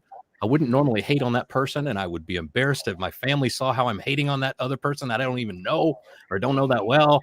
But something about this keyboard and this steering wheel makes it okay. I think I'm going to do it. I'm going to run them off the road, and the anger level. I'm angrier than I would normally be over. They didn't put their turn signal on. They came over in front of me. That's the end of them. Right. But I know there's a reason you do what you do, and we're different. And I know you want to right wrongs. And we've for a long time have had just a different method of how to right wrongs. I think my method is a little slower, and you take heat, but you get a lot of vitriol. You just never give back the vitriol. And you got to admit, your way has definitely gotten attention. I don't think anybody's done like 7-8 hour live streams talking about me. Right. That is unheard of. That is clearly you're definitely I've people. got 5 of them out there. I started to do the accumulation of hours, but they've all done at least 6-7 hour lives about Crime Analysis 101. Yeah. And me specifically. And my mods. So is this like this is a result of this is another result of the gag order? When there's no news and there's nothing to talk about on the case, we've already talked about everything. What do y'all want to talk about for 11 hours? Right. But just so it be known, if people watch this, because I'm sure people will catch this and check it out. Jeff H likes T-Rev. I like Detective John. I like Dago. I like Dinky even. I like Brian Hoffman. Brian Hoffman's even come to like me, I think. Tommy Jude and I are getting along, and hopefully we'll jam sometime. This is and I don't care who has bad feelings about it that I feel this way, because I'm not a kid on a playground anymore, and this isn't like I can't be friends with you if you're friends with that kid over there on the playground. No, I'm an adult and I'm a Christian, and I feel strongly about what I feel. I even might have room to forgive Kelly D, even though she threw my Christianity in my face and said that I only knew one Bible verse, just because it was one of my favorite that applies to the situation very often, which is a soft answer turns away wrath. It's Proverbs 15:1. Check it out. It is it not, John, what I was telling you and T-Rev in the beginning? I was sharing that verse, probably drove your asses crazy with it. A soft answer turns away wrath. It's all how you respond to what's come at you. It's the tennis match with the tennis ball. And it's you know what, Kathy and I got in a little fight over something the other day, and I think I deserved it. Kind of been on YouTube a lot. You got to give your wife attention. I think I deserved it. And thank God that I've been saying that Bible verse, a soft answer turns away wrath, so much that it was in my mind as I was being yelled at. And I could feel myself wanting to raise my voice back. Right? Wait a second, I got to interrupt. Look what Rachel put. Rachel said, I tried to be like Jeff, and they claimed I was Jeff. And the Oscar goes to Truth Exposed in the role of Jeff. Oh my God. Well, listen, man. I was gonna let you play a tune, but you don't got your guitar. Yeah, next time I'll have it hooked up. I should have that. I gotta go. I'm exhausted. We've been going 3.5 hours. So I want to say goodbye to everybody, and I really appreciate y'all. Hit that like button on your way out and subscribe if you can. And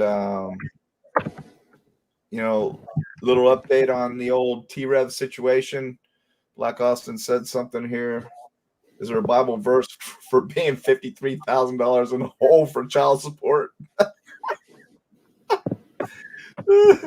Yeah, there is. There's several, I think, for that one. But yeah, the ball's rolling really fast on that. Yeah, I think if you Google forgiveness and Bible verses, you'll find plenty there. What is it? I mean, the one that they say at all AA meetings: forgive us our debtors. Shoot, I'm forgetting. I never went to really AA meetings for myself, but I knew plenty of people that I would go along with them to AA meetings. Right. Forgive us our trespasses as we forgive, as our trespasses have been forgiven. Something like that. I'm sorry, call me like an idiot, but I still hold on to hope. I used to live next door to an amazing pastor, also named Jeff Wheeler.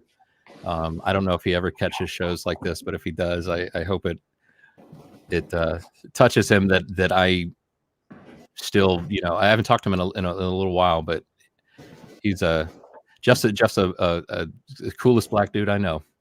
And we would go on walks at 5 a.m. when I would normally be sleeping. I would not get out of bed and go on a 5 a.m. walk with anybody else. I'm sorry, but every walk with him was so inspirational and moving. And he's so wise. And there is nothing like the feeling of being like the only white guy in an all black church and not even noticing that, not even feeling. I almost have to look down at my arm to say, "Oh God, I forgot. I'm a different." It's funny, man. When I put you in touch with my friend Gary. Right. He's an all-white guy in all black church, and he's he's in the band. He's the leader, the music leader, right? Yeah. Yeah, I should send him a message. I haven't talked to him since we kind of met. We talked. We exchanged a lot of music and stuff and ideas and thoughts, and then we kind of lost touch. But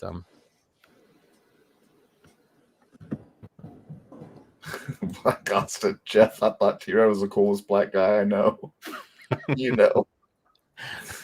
All right, guys. This is gonna get out of hand.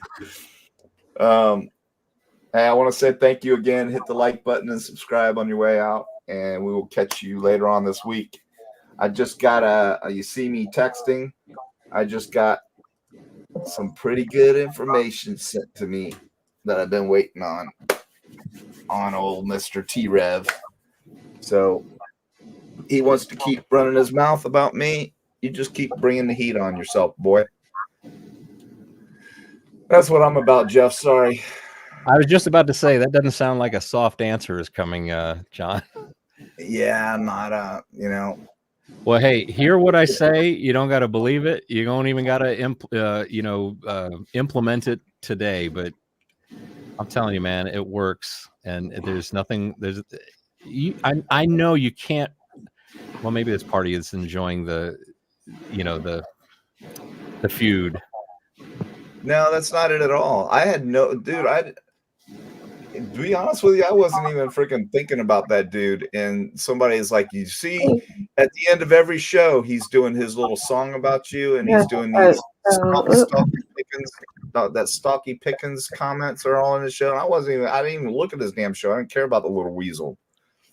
And I was gonna do something for Sherry and the kids, and we got so damn busy. I was like, damn, I totally forgot about it. And then he lit the fire again. It's his own damn fault. So it's just like with his two mods, Hollis and Regina. He can blame those two and he knows what they did. So blame them.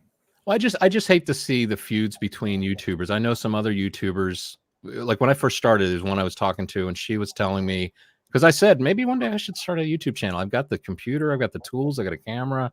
She's like, she basically tried to warn me, almost in a similar way you warn people that want to be young people that want to be a police officer. She was kind of warning me of how it is on YouTube, and she's had an ongoing feud with somebody for years and years and years. And I just hate to see it. And I've even told her, it's like, don't you think that when you mention that other person's name and you start going over stuff that they've said, aren't you just keeping it alive? And I mean, I imagine it'll go on, and it's probably going on 5-6 years. It's probably going another 5-6 years. And I don't know. I'm not saying you love the feud, but I don't think you hate it. I mean, I know you feel justified. You got to respond. I don't know. I just encourage, and not only you, I encourage that side too. You don't have to respond. Response isn't necessary. You don't have to add fuel to the fire. You can just let the fire go out. I mean, sometimes I pour water on the fire in my fire pit in the backyard. Sometimes I just watch it go out. It's just like taking no action actually puts the fire out as well. Right. Just takes All right, I got to wrap it up. I'm going down. I should open up a church. Maybe I'll, Yeah, right. All right, guys. Everybody, God bless. Y'all be good. Happy New Year. And I'm going to bed. Peace out. Good night, John.